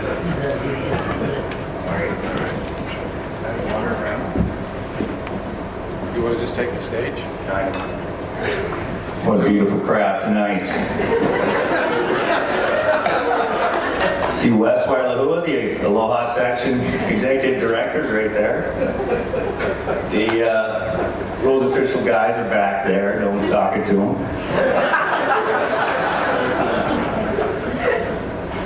Keep going. You know, I've written such a funny speech too before you change the format to this. You know, we can't make an exception. We made an exception for Susan Roll. She's the belle of the ball. You gotta do that. But if you'd like us to make an exception for you, it'd be our No, that's fine. I didn't bring the speech with me. But but you would have been rolling, Tom. Disappointed. She would have been laughing us out. Facebook Joe, that's who you're known as. Facebook Joe. Yeah. Joe. Hey, Sean Cox is on the disabled golf committee too. Joe, we're really proud of you and the accomplishments that you have brought to us, actually, whether it be with a disabled golfer, whether it be with the Folds of Honor, whether it be for the Wounded Warriors, the blind clinics that you do, the care that you exhibit for others, and that's why you've been awarded this great award. Why do you do that? Why do you feel so strongly about bringing your love and your care to such a wide audience? Well, we go back to the original class, was Victims of Stroke class about 5 years ago. And the effect that it had, I've told the story about the lady. She was literally immobile. She couldn't speak, she couldn't walk. Her hands were stuck in an immobile position. And there was like 20 people in this class, and she was in the worst shape. And she wore this girdle-type contraption. I had to hold her up, put the club in her hands, and she was just trying to knock the ball off the tee before the club fell out of her hands. And she tried, miss and miss. And finally, when she'd knock it off the tee, just knock it off the tee, the whole rest of the class would cheer, And at one point, and they never missed the class. It was a weekly class. None of these students missed the class. And I remember asking the caregiver, why did this woman go through so much trouble to come to this class? She goes, oh no, Joe, this class is what's keeping her alive. She just lights up when it's golf class day, And you get that with the Wounded Warriors as well, Jerry will tell you there's been more than one that said that our little golf class has saved their lives, So, that's what I do. Well, you've been a true pioneer in that.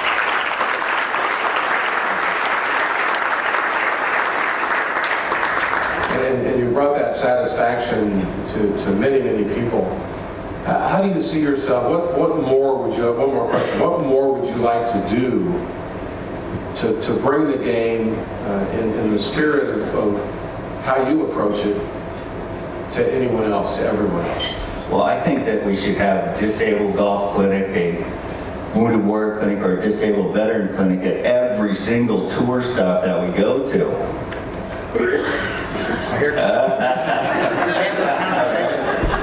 We're in at the Sony now. We're in at the Masters at Fort Gordon. We're going to do one at the LA VA the Monday of the Genesis, which we all know is the LA Open. We'll just call it the LA Open. And there's no reason we can't do that at every single tour stop, Mr. President. Joe, how you doing? Mr. President,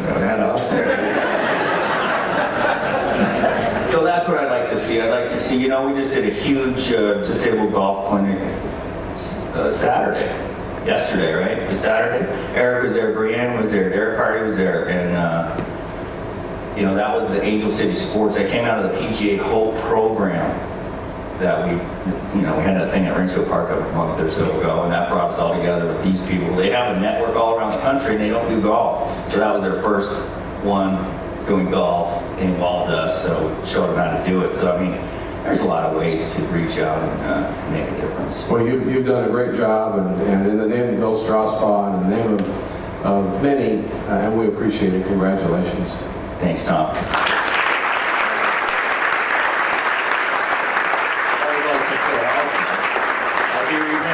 Susan, if I didn't mention this guy right here, because back in the day before cell phones and all that, when I was a lowly apprentice doing these victims of stroke classes, you were the president of the PGA, and you took me aside and said, you're doing awesome, and it meant so much to me. It kind of sent me down this path, Tom, so thank you. Thank you.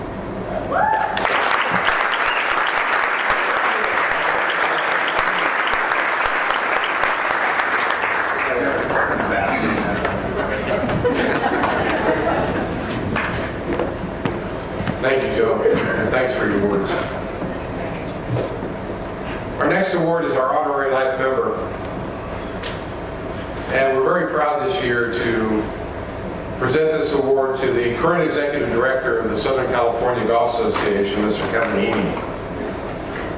As Executive Director of the SCGA, Kevin leads one of the nation's largest and oldest state and regional amateur golf associations with approximately 145,000 members and 1,200 clubs throughout Southern California. He served as the Southern California Golf Association Executive Director since 2006, and in this position he works very closely with the SCGA Junior Program and continues to actively participate in the Southern California Golf Association's involvement in green and water issues. During the past several years, Kevin was instrumental in the formation of the California Alliance for Golf, which is an advocacy group that makes up, that's made up of representatives from the golf associations and organizations throughout California. And he currently serves as Vice President of that organization. Kevin's worked closely with the University of California, Riverside, serving as a member of the Chancellor's Agriculture Advisory Council, as well as the UCR Turf Research Advisory Committee. Kevin joined the SCGA in 1984 as Director of Rules and Competitions, and in 1993, he was named the SCGA Director of Course Rating. Kevin is a member of the Golf Course Superintendents Association and is the immediate past president of the International Association of Golf Administrators, accounting more for his involvement in this great game of ours. He also serves on our Southern California PGA Advisory Committee and is on the advisory board for the Los Angeles Sports and Entertainment Commission. At this time, please welcome our 2016 honorary life member from the Southern California Golf Association and a good friend of mine, Mr. Kevin Heaney.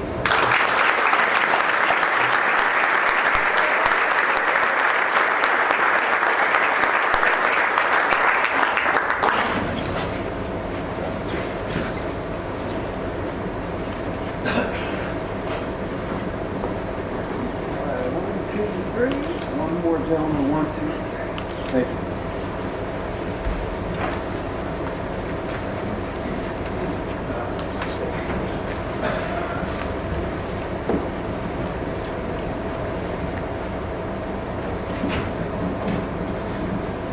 Well, congratulations. Thank you.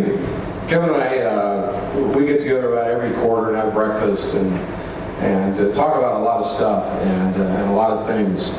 And I'm very proud of you for this award. And I know that you're involved in many facets and deeply involved throughout golf. Why is this important to you?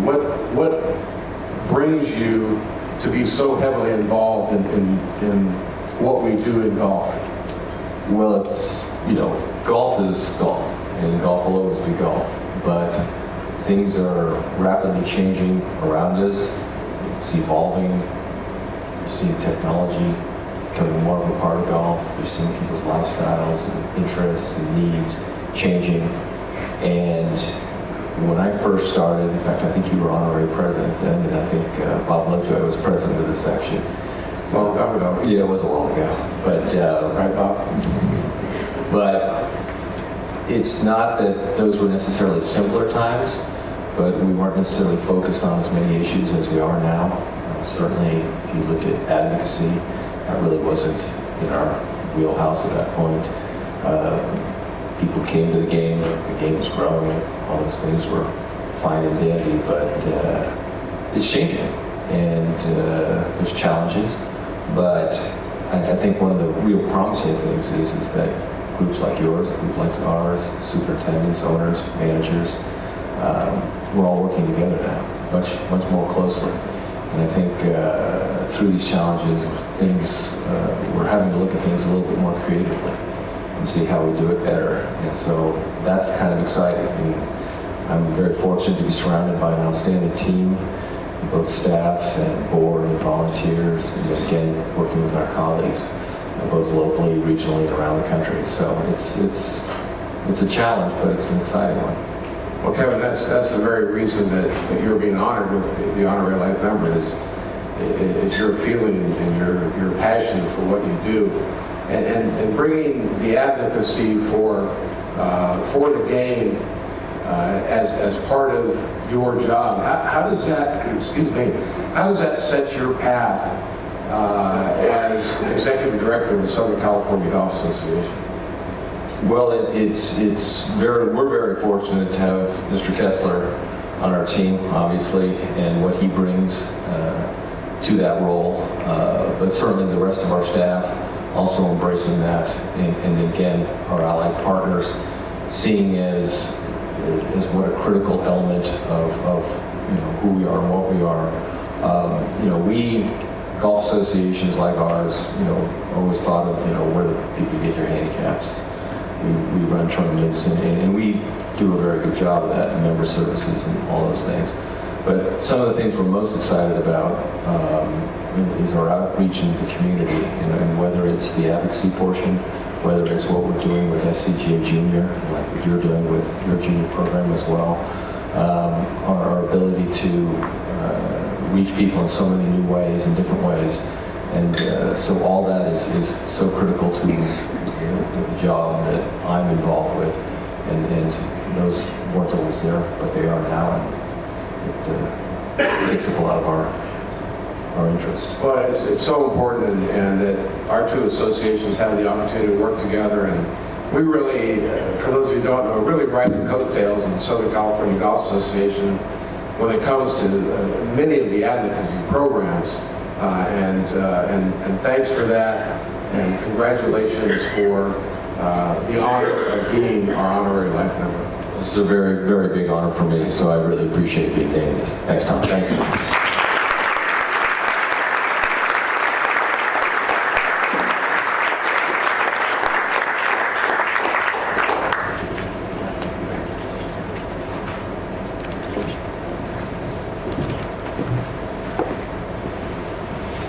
Congratulations, Kevin. And it's off Facebook. Frankie over there. We have two Facebook feeds here. Frank Moore is rushing to the back of the room with his cell phone to take another picture and post. Okay, it's our honor once again to spend a few minutes with Allison Kurt. Allison is being honored this evening once again, and this time as our 2016 Teacher of the Year. We heard a little bit about Allison, but here's a little bit more.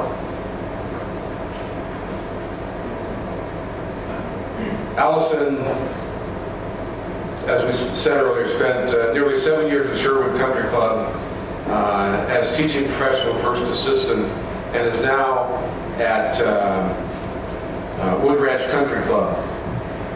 Along with this year's Southern California PGA Teacher of the Year, Allison also won the 2015 LPGA Teaching and Coaching Professional National Teacher of the Year, the 2015 Northern Chapter of the Southern California PGA Teacher of the Year, as well as the LPGA Western Section Teacher of the Year award in both 2012 and 2015. Allison contributes regularly to Golf Tips magazine as a top 30 instructor and has been featured in 5 separate segments on the Golf Channel this year. And Golf Digest selected Allison as one of America's best young teachers for 2016 and 2017. As mentioned, she's currently the Director of Instruction at Wood Ranch Country Club and is also the women's golf coach at California State University Northridge. She currently practices as a licensed clinical psychotherapist while completing her doctorate degree in clinical psychology with an emphasis in sports psychology. She utilizes EMDR to help athletes achieve peak performance and overcome athletic traumas. Allison also serves on the Northern Chapter, as we said before, Board of Directors. She continues as a member of the Southern California PGA Teaching Committee. Again, Vice President of the LPGA Western Section, and will begin a 2-year term, as I said earlier, as an independent director on the Southern California PGA Board of Directors. Once again, please welcome Allison Kurt, our 2016 Teacher of the Year.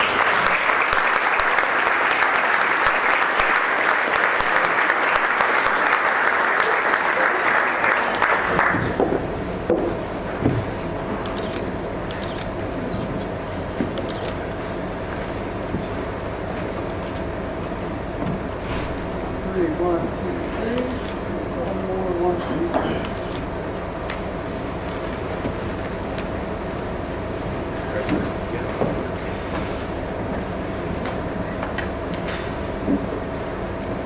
3. Allison, welcome back.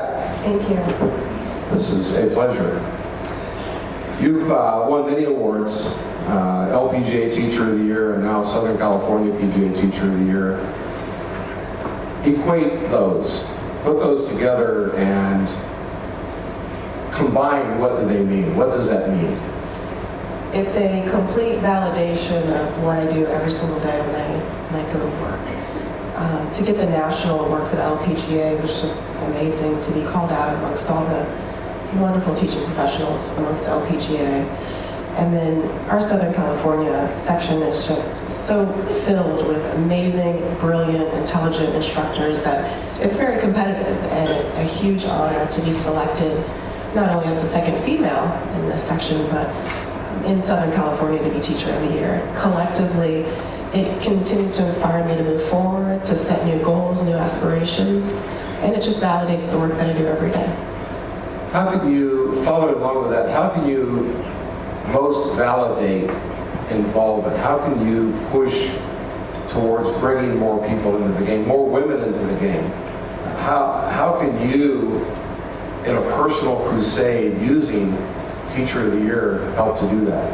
I think it's an attraction for a lot of people. They want to learn from the best. They like to see the accolades, and so there's an attraction. And then when I start to build a rapport with my students, it begins to spread. And it spreads in a positive way, that they begin by word of mouth, talking to their friends and bringing more people to take lessons, and they see how fun this game can be in their life. So I think the awards are very, very nice. It not only validates me and my self-esteem to continue doing what I do, but it also speaks to the masses to say, hey, if you want to learn something about the game, go to this person, have a good time, bring this game into your life. Well, you've mentioned fun and a good time a couple times, and congratulations for that and for what you've done and what you bring to the Southern California PGA. We appreciate it. Thank you so much. Thanks.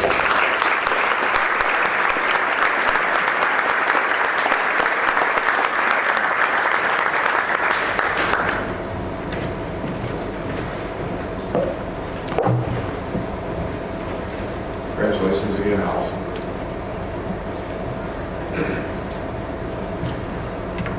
Okay, now we're ready for our Omega Player of the Year. This award is not new to this person.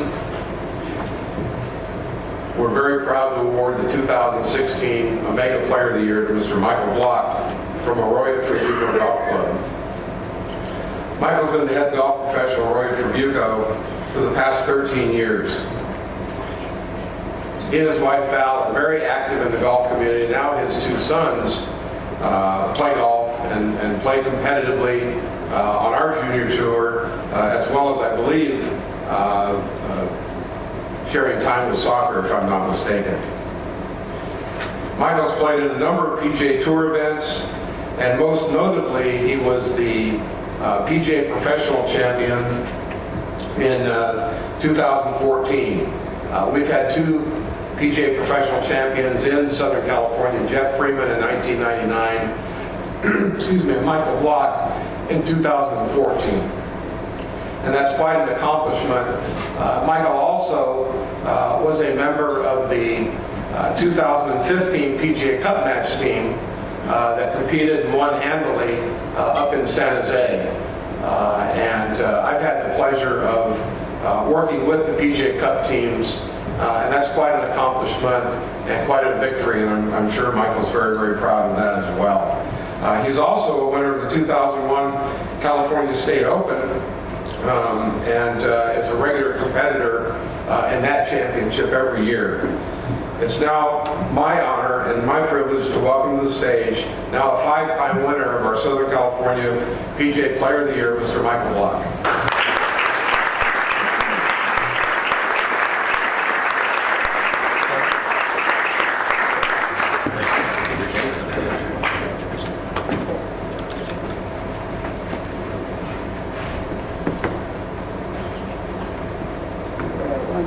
One, two, three. Again, 1, Oh, one more, just in case. Just in case. My boys. There we go. 1, 2, 3. Thank you.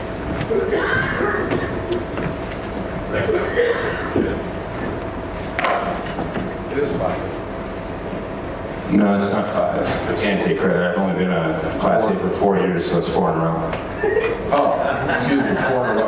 All right. Congratulations. We're really proud of you and what you've done and your family involvement, your involvement at the club, being the player that you are and the participation that you bring. Tell us how you mix that with your job, because you are a very successful head golf professional at Arroyo Tribuco. I go there and you're there, and I think you can be proud of that. How do you mix the two and be so successful at both? I'll tell you what. I wake up in the morning, I turn the Golf Channel on. I watch the Golf Channel, I watch the European Tour, I watch Morning Drive. And then I go to my golf course and absolutely love every moment I'm at the club. From every aspect of it, from the food and beverage, from the golf course, to dealing with our superintendent, to dealing with the general manager, and spend the day there. Give 4 lessons in the morning, spend the afternoon, midday in my office, and then give another 4 or 5 lessons in the afternoon.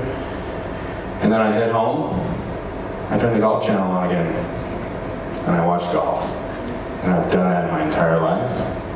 And I have never been burnt out, nor do I ever expect to be burnt out. And I love the game more than anyone I've ever met in my life. And I love playing it, watching it, being in it. And it's surreal to me when I get to tee it up with the likes of Tiger Woods and Phil and all these other guys. And to be honest, get to hang out with everyone in this room tonight.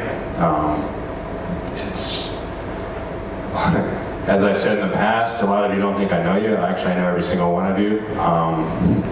In my own personal way, I might not admit it because I try to be.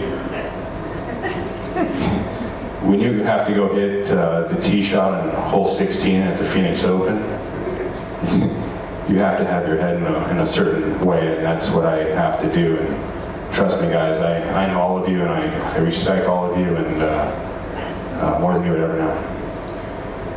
The 16th at Phoenix, and it sounds like you spend every waking hour thinking golf and living golf. In order to succeed on that hole, is that what you have to do, or anywhere? Is that much dedication and that much focus on the game and on our sport? Every waking hour. 100%. I live for the moment of being on 16. I was there as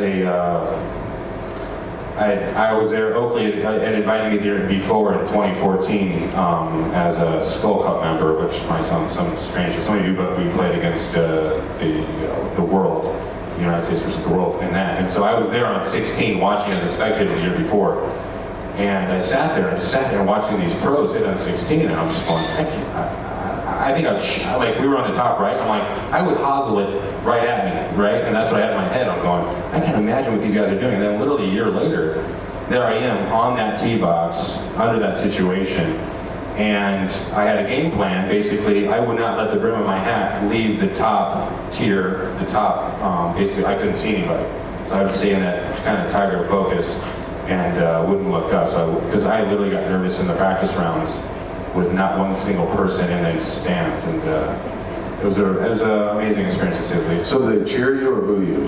I made par every time, hit the green every time, and sometimes those are boos. Yeah, no, it was good. It was good. I didn't neither, so it was good. It was all good for me. Yeah, thanks. Well, Michael, thanks for your contribution and your continued participation. You're the best, and you prove it day in and day out, and we appreciate that. Thank you. My pleasure. Thank you.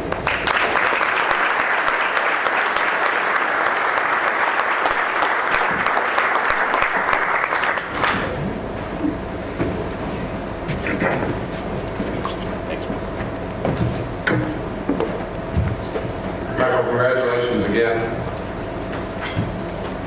I I got to watch Michael at Baltusrol this year for a couple of holes as far as I could walk, and it's a pleasure watching him play golf and execute the way he does on the golf course. So very proud of that. Very proud of Michael.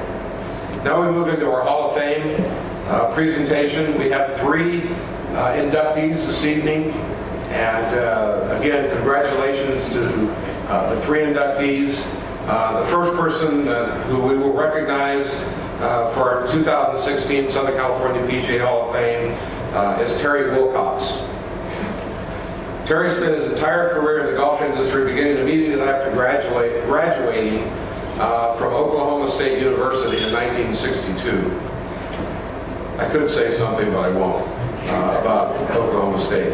His first position was working as a golf car and range attendant for Ernie Vossler at Quail Creek Country Club in Oklahoma City. He then applied for PGA membership after taking an assistant professional position in Rye, New York, and became a Class A member in 1967. Terry is now a life member of the PGA of America. Terry competed in the PGA Tour on a part-time basis from 1962 through 1973, while holding an assistant or a head professional position at clubs in New York and North Carolina. Some of his tournament highlights include he's a 1968 New York Metropolitan PGA Section champion, the Westchester Open champion in 1966, 1968, and 1980. He was the Carolina PGA Section champion, in 1980 he won the Carolina PGA Section championship, and he had numerous top 10 finishes on the PGA Tour. He participated in 4 PGA championships, 5 US Opens, and 2 Masters tournaments. Pretty good history there. Terry has also had an extensive career in the industry, including assistant professional at Alphawamis Club, the head professional at Siwanoy Country Club, the general manager and golf director at Cardinal Golf Club, the general manager and golf director at Mission Hills Country Club, where we've known him mostly. And he was vice president and president, as well as Desert California operations for Landmark Land Company. And he was most notably was the tournament director for the Kraft Nabisco Championship. Terry's won awards in the Carolinas section for Player of the Year in 1974 and 1980, and Merchandiser of the Year in 1979. Terry and his wife Shirley have been married for 53 years and have lived in Rancho Mirage for the past 35 years. They have 2 sons, Tony and Tim, and 6 granddaughters and 1 grandson. At this time, I'd like to present to you our 2016 inductee into the Southern California PGA Hall of Fame, Mr. Terry Wilcox.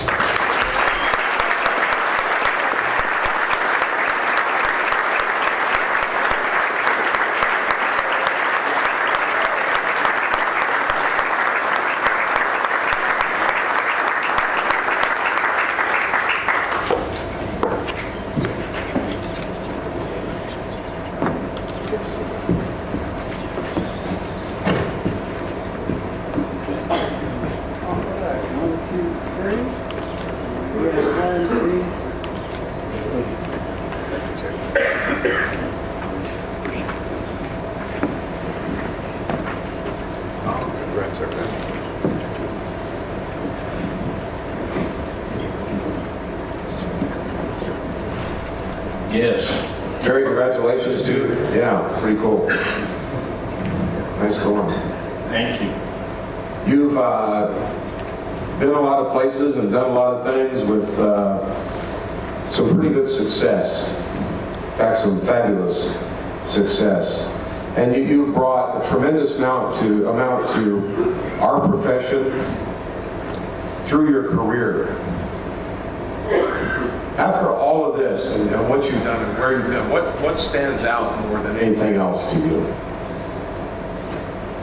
Well, Tom, I think the big thing is when I got out of college, I went to work for Ernie Vossler, as you said, and Joe Walser was his assistant pro. 2 great PGA professionals who you knew. Through their guidance and mentoring, I was able to do all of these things that you spoke about. I think that the most rewarding thing was to be able to be involved in the golf industry in so many different facets. Of course, I played the tour a little bit, and club pro job, was general manager of the club, went on into the development of courses and clubs, and then full swing back to the Craft Municipal Championship. That was quite rewarding. As you were saying together, you've done a lot of great things. You've been a great player. You've been a great administrator. Everything that you could do as a golf professional, PGA golf professional, you've done. I've always looked up to you. I've always admired what you've done. How does that feel to have those accomplishments, now becoming a member of the Southern California PGA Hall of Fame and being recognized for those accomplishments? You've been recognized nationwide as well, but you bring something to all of us and you're being recognized for that. How does that feel? Well, it's pretty overwhelming, actually, and it was a great surprise.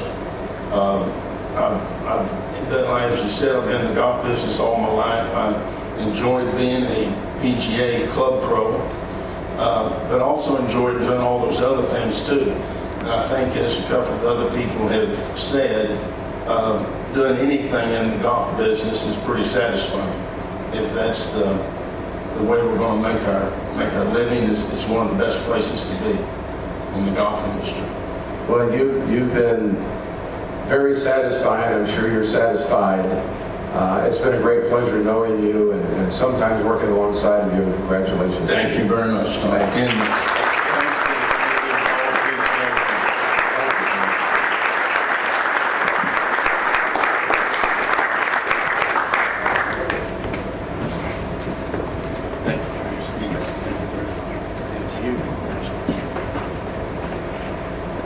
Congratulations again, Terry, and that's wonderful history in this great business and great game that we have.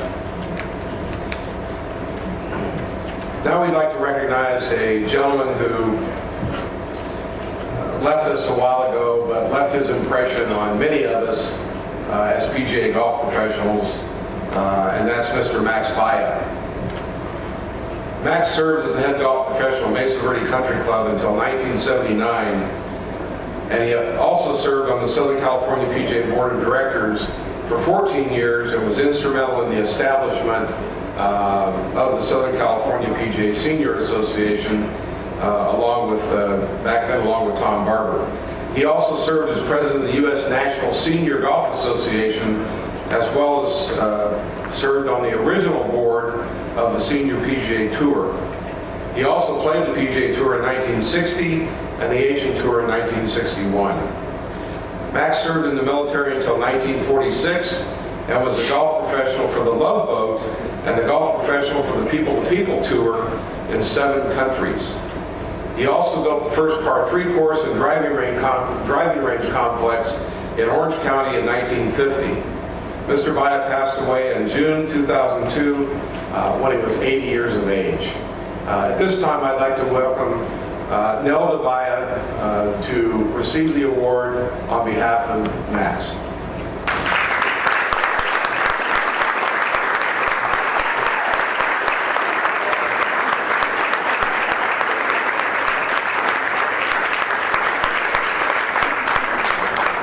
This is the best.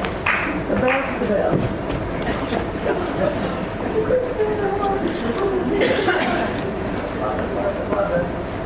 Okay.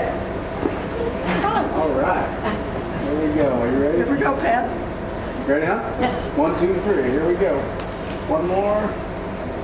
Thank you. I love it. Wow. Did you manage all that stuff? I'm just so happy. Let's take number 1 here. See if it works. Should just, like right there, just keep it around. Just talk. You want to do it? There we go. Thank you, everybody. This is so good. Just to see all these faces that I haven't seen in a long time, it's overwhelming. And my beautiful family has traveled from all over the United States just to be here for this. And they're at this table over there, and I'd like to introduce them.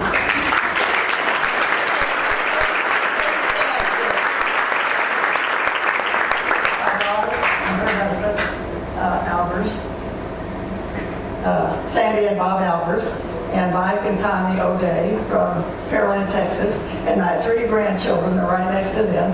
And then you knew Jimmy Clark when he played on the tour. My buddy Carolyn Clark had her 90th birthday in June, and she and I are together in Bermuda Dunes talking about our guys. Anyway, look at her. She's beautiful.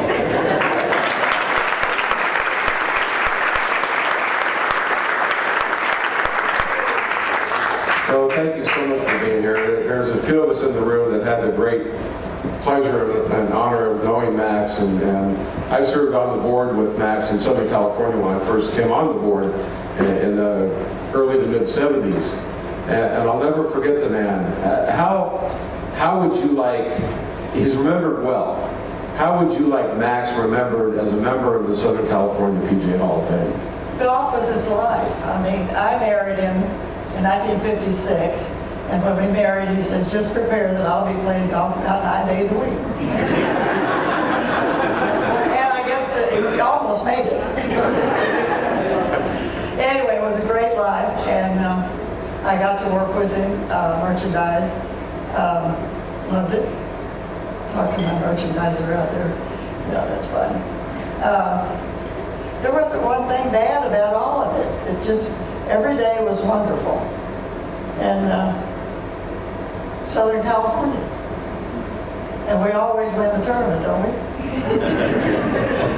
Santa Maria. Well, now that we remember Max as being high-spirited, and you certainly carry on that tradition. And we'll always remember Max, and we certainly thank you and your family for being here this evening and sharing this time with us for Max. So thank you very much. Thank you.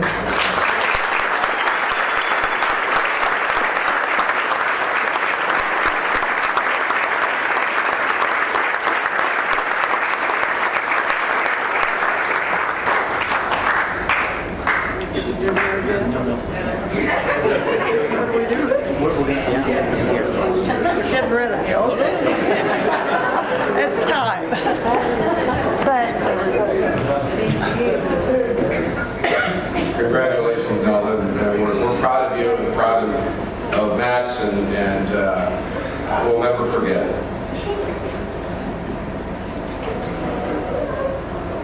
Now we'd like to recognize as the next member being inducted into the Southern California PGA Hall of Fame, Mr. Bob Husband.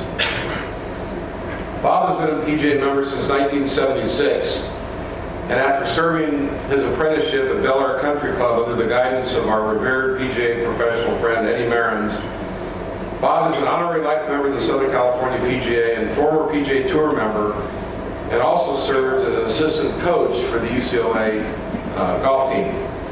Bob has been heavily involved in the education program for PGA professionals, providing his expertise as a speaker for many education forums in Southern California and all across the PGA of America.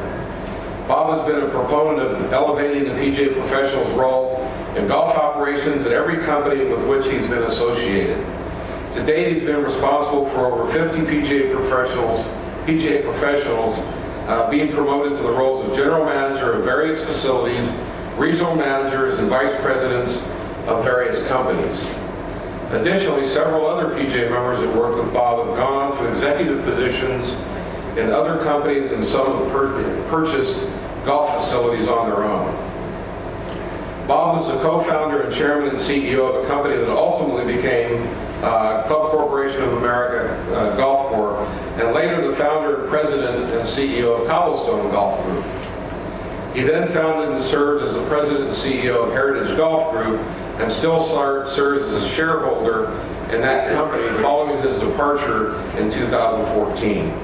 Bob most recently is the founder of Bellagio Road LLC, another golf facility acquisition endeavor.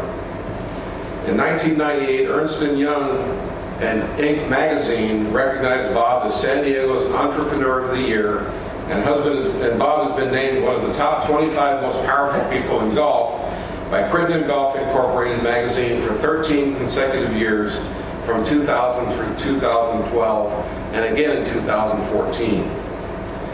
Bob's education includes a Bachelor of Science degree in Business Administration with an emphasis on finance from California State University, Northridge.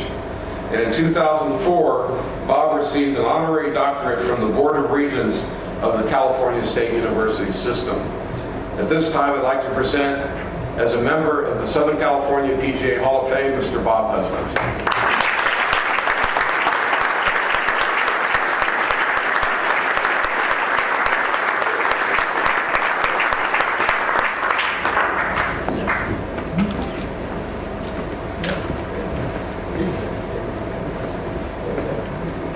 Okay, on three. 1, 2, 3.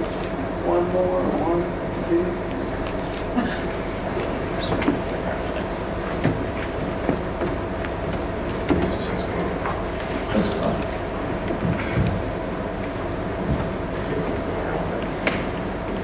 Bob, congratulations and welcome.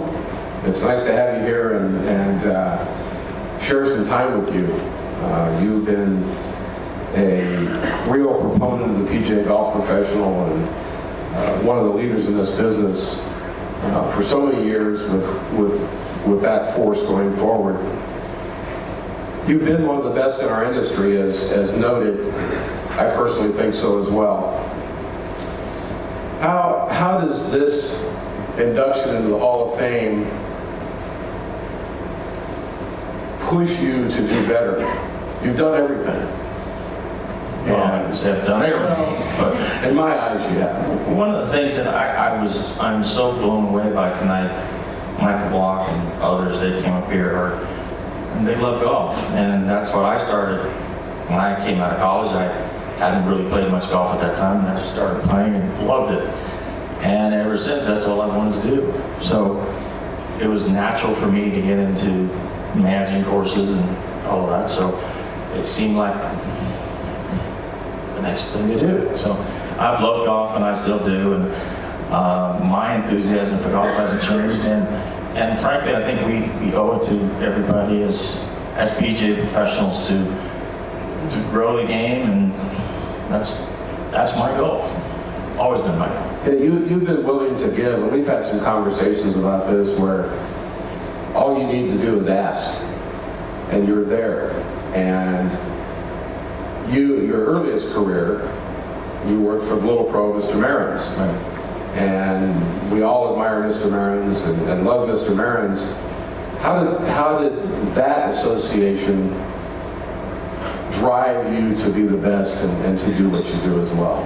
I got out of college, and I graduated with a finance degree, and at 1972, there were no jobs in finance. So I was married at the time. My wife said, well, why don't you try to get a job in golf? So I went to 3 places and literally said to Matt Hunter at Riviera Country Club, I'd like to get in the golf business. I don't know anything about it. So I don't have anything. I went to LA Country Club, and they wouldn't let me in the gate.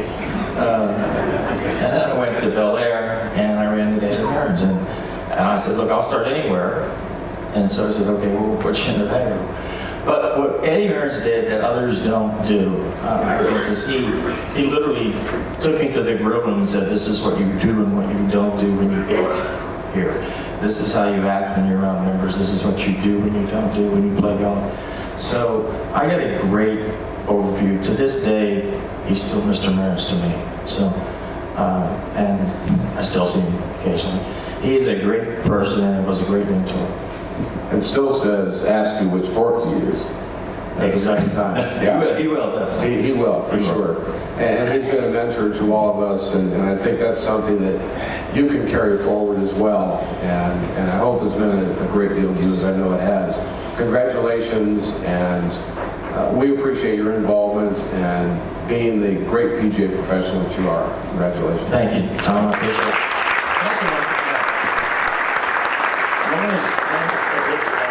But thank you for your service to the PGA. As long as I've known you, you've been involved. And John, and everybody else involved. Thank you.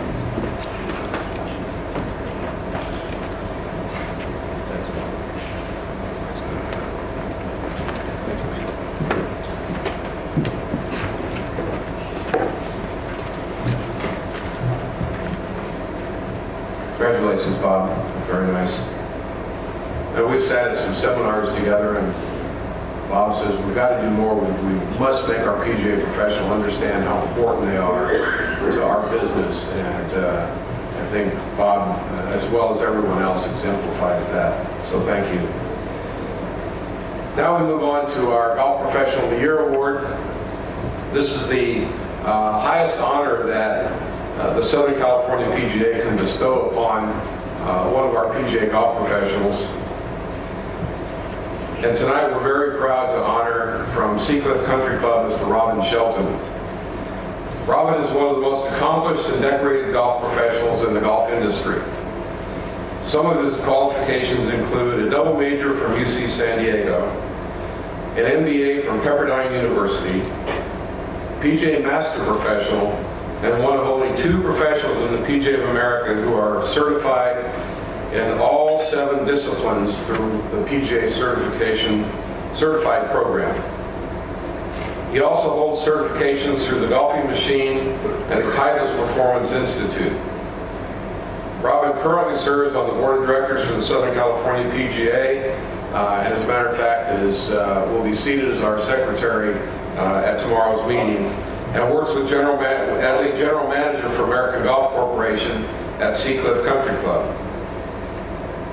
He is most proud of his accomplishments in helping others discover and achieve their potential. And he and his wife Joyce, who by the way, Joyce happens to be, and I believe I have your title correct, the Assistant Golf Director for the County of Los Angeles. So Joyce and Robin are in wedded bliss in the golf industry for one thing, and I think I can say that. And congratulations, Robin. At this time, I'd like to introduce our 2016 Southern California PGA Golf Professional of the Year, Mr. Robin Shelton.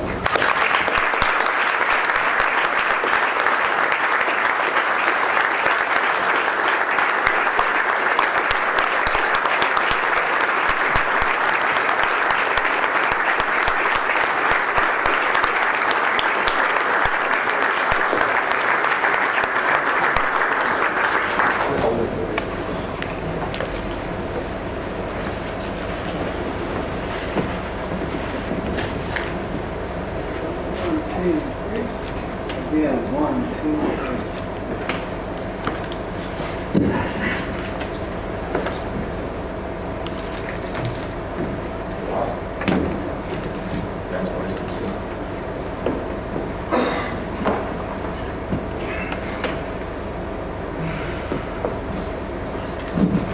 Can I yield my time to Joe Groman or Ms. Bayhoff? My pleasure.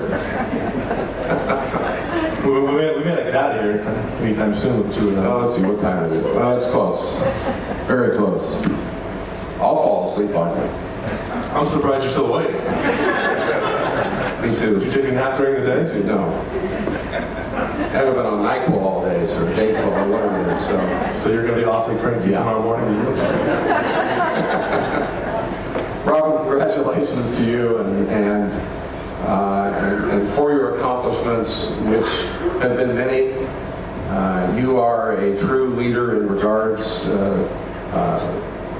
for many of us, and been the instigator and the promoter of helping everyone and providing our PGA professional with the right and proper road to move towards PGA membership. Why? What brings you to say, I want to help people. I want to help people along the pathway to success. Why is that important? I don't mean to go spiritual, but at some point, just in my journey, I just realized that I think one of my gifts and talents is trying to help other people kind of discover their potential, and that just gives me great fulfillment, and is what I think are my gifts and talents to use to help others. And you've certainly done that through whether it's mentoring programs, whatever, the education programs at the Southern California PGA, employment programs, whatever it is you have your hand into. You're a busy person. GM at Seacliff, Joyce in the business, and both of you very, very successful. How do you mix time? How do you find the means to do your job, be a great husband, I assume you are, and The jury's out on that one. still, you guys mix a lot of time, and you get to do a lot of things. How do you do that? And how would you say to your fellow golf professional, here's what I do to be successful, and here's the best way to do it? You know, I think the first thing is a married, incredible partner. In everything we do, we're partners in everything, and that's kind of our slogan is that, hey, we're truly partners. And someone who's in the golf business, I mean, she absolutely 100% gets it. You know, when you got a member guest tournament, or you got a tournament, or you're missing a department head, or somebody quits, or you get that phone call in the middle of the night with the alarms going off, she totally gets it because she's been there. At the same point, she wants to support me. So it's been a wonderful 5 years, and just having a blast together with it. I think the one thing that we try hard to do is that when we get home, the phone is off, the email is off, everything is off. We get committed to each other, and then we make sure we have at least 1 day a week where it's just us, no phones, no distractions, no emails, and just totally unplugged from everything. And so far, like I said, it's been a good recipe for us. Good for you, and it seems to be working. Good for you. One more question. You're going to move into our secretary position seat tomorrow. You now have the banner. Assuming I get confirmed. Assuming. Yeah, you probably make it through. We never know until it happens, though, right?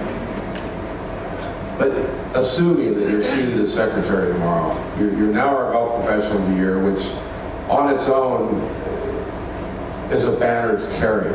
How do you mix the two? How do you feel about being the carrier for golf professional of the year and representing our membership as the new secretary?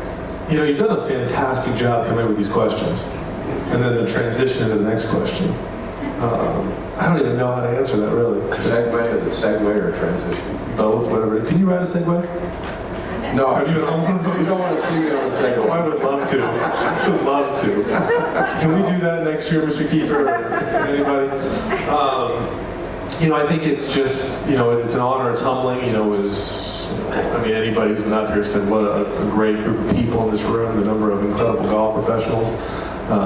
It's funny, I look at Terry Beardsley right here, and, I've seen him and visited with him, and he's made me better just from the time we've been together or helping, one of my golf professionals. But I hope it's just the opportunity to have more influence, to then use more influence, to be in a position to help others, meet others, and help them kind of discover and use their potential even more. So I hope it's just an opportunity to connect more and help others more so. And I'm sure it will be. Congratulations to you, and thank you very much for your service and what you do. And congratulations.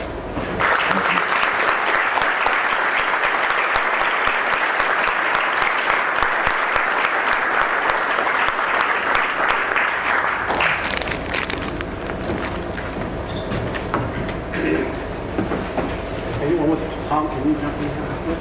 Tom, call for it? Oh, sure. I'd love to.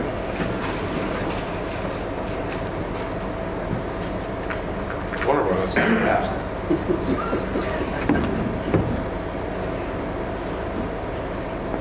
Good crowd right there. Okay, 1, 2, 3. And again, 1, 2, 3. Thank you.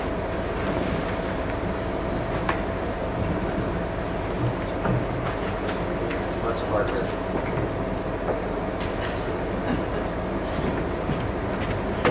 Thanks, Robin. Congratulations to you. And Wes, by the way, Wes Wildhua has been on a Segway. And we have pictures to prove it. Yeah. So Wes will give a demonstration in the hallway out front after we're done. Ladies and gentlemen, congratulations to all of our award winners for the accomplishments that you have made, the high interest in our sport and our game, and to the professional the customers that you serve. Nice going to all of you, and we congratulate you for that. At this time, we'd like to introduce the President of PGA of America, Mr. Paul Levy, for a few words and a presentation. Mr. Levy?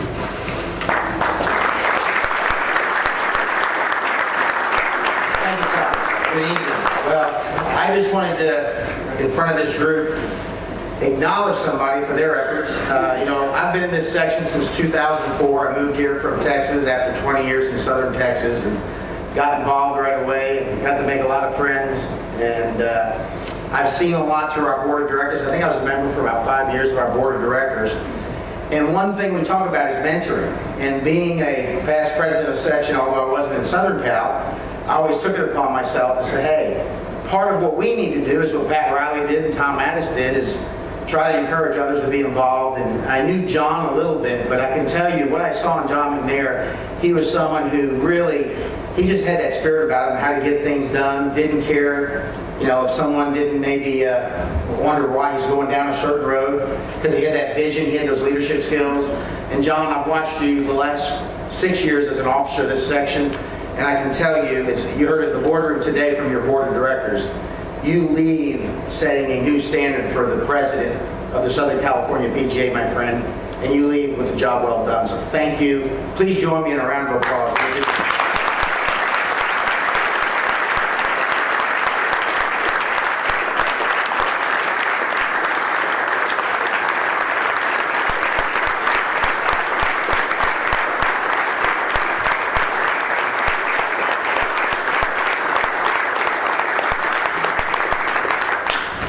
Heidi, would you come up for a moment, please? And Paul, we're going to actually take a picture of the two of you. Photograph, excuse me. They do a lot better when she's in it. That's why she's heading this direction.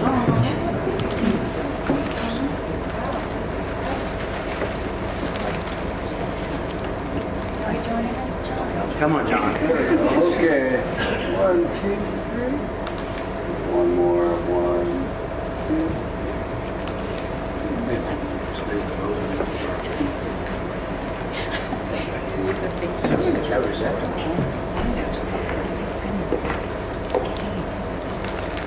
Thank you, Heidi.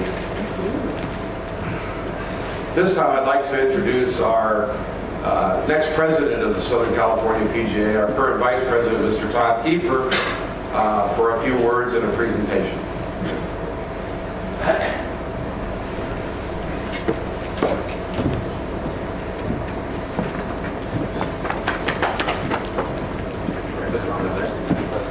One president to another.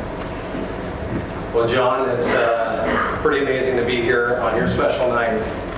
You've been a very long friend. I hope I don't get choked up because I will tell you that the time we spent together has brought us really, really close. And I'm just really, really proud to be up here to tell you thank you. Not only for a great night, the place looks beautiful, the resort looks awesome, and your team did an amazing job here at Rancho Bernardo, and so thank you very much to the team here.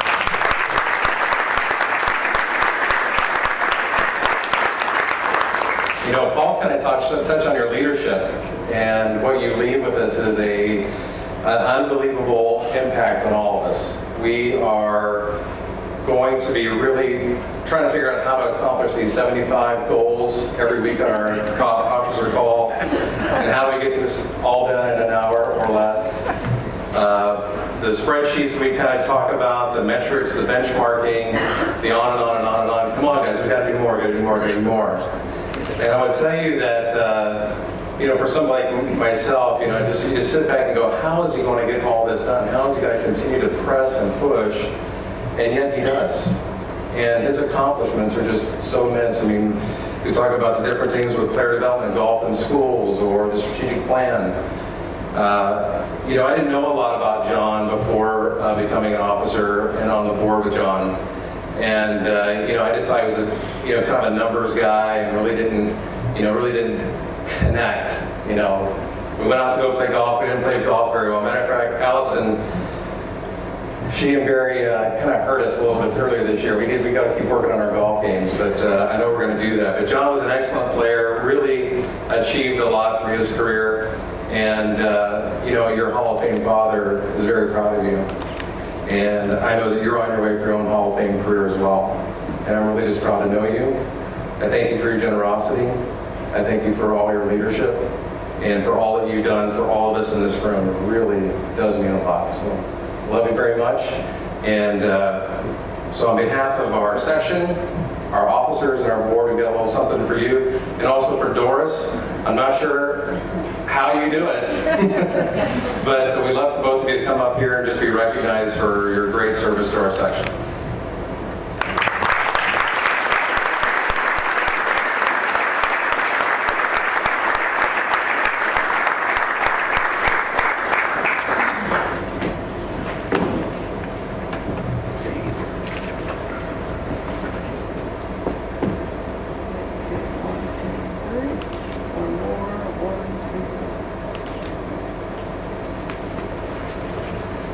So John, why don't you come up and say a few words, please.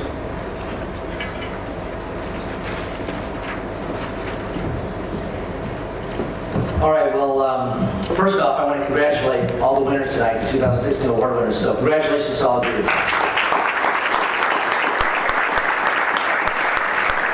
want to congratulate our golf professional year round, Shelton again. Amazing, so well deserved. Also our Hall of Fame inductees. One thing was talked about tonight was mentorship. I want to thank Bob Husband. I'm so happy Bob's been a mentor to me, and so happy he got inducted tonight, so it means a lot to me. The next thing I want to talk about is our allied associations before we go any farther, because one thing I've learned over the past few years, if we're going to keep growing this game and doing great work, it's not going to be done by one association. It's going to take a village. And so our allied association rules, I think it's so important. It's been changed on a national level. I know we're doing some great work here in Southern California, so I know most of you are sitting over there. I just want to say we enjoy working with you. We enjoy the collaboration. That's how we're going to grow the game and make some changes. So thank you to you for all you do. Next, Mr. Levy, I just want to say it's so special to have our president of our association here tonight. You've been a mentor to me as well, and it means a lot for you to be here tonight. It's very, very special. Wes, I've got to say, flying over here, he surprised us today. Just, Wes, the executive director of the Loa section, surprising us, just showing up today at our board meeting. You're an inspiration to us, and you're a big reason why our district has gotten so close over the last 5 years or so. So thank you very much. There's some other people I want to thank. Mr. Tom Addis. Tom, what you do for our section and your passion and energy for the game of golf and our section is just truly inspiring. So thank you for everything you've done. With that, I want to thank the rest of the staff. These ladies, I feel we got to get you all chairs next year too. I think. But thank you for all you do. Brianne doing the work back there as well. So thank you very, very much. Another person I need to thank is Mr. Jeff Johnson, who was right in front of me in the officers, and you led me through that with grace, so thank you very much, Jeff. Next, I want to thank the past presidents, board members, and the committees for all your efforts, guidance, and encouragement. It's really been the difference. It was so neat to see all these iconic PGA professionals, all our past presidents, to get to know them over the last 6-7 years or so. It's just been very, very special, so thank you for paving the way. Lastly, I want to thank my fellow officers, Mr. Todd Kiefer, Tungla Tendre, and Robin Shelton. Thank you for your time and effort, but most importantly, for the teamwork and the friendship. So thank you very much. It's been a lot. And finally, I'd like to thank my wife, Doris, for all your support and understanding of me and this business that I love. So thank you very much. And thank you to all of you for allowing me to serve as your president for the past 2 years. Have a good evening.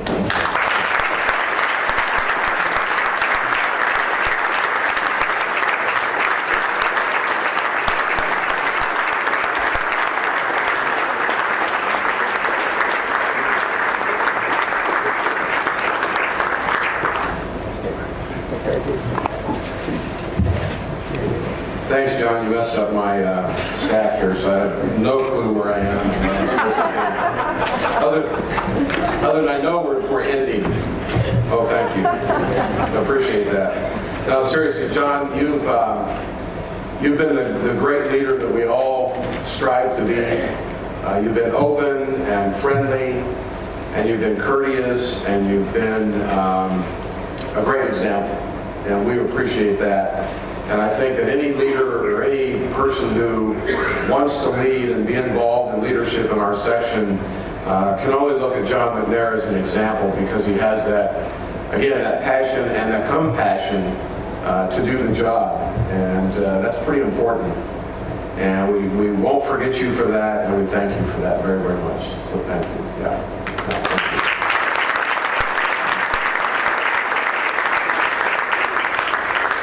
Before we close, I'd just like to thank the Southern California PGA staff for the hard work for today, the board meeting this evening. We have our annual meeting tomorrow right here, and you all do a great job, and we couldn't do anything without you, and your effort, your friendship is more than can be said. So thank you very much for that. Appreciate that very much. This evening, if anybody if you wish to have more photographs, we're over here. Well, I'm not, but Shay is, and be happy to provide you with some more photographs. And congratulations to all the award winners. It's great seeing you here. We appreciate you being here. We appreciate the job you do and the interest that you have for this great association. And it's a pleasure to be with you, and it's a pleasure to work with you. And have a safe journey home if you're traveling. And for those of you who will be here tomorrow, we'll see you tomorrow. And good night. Thank you very much.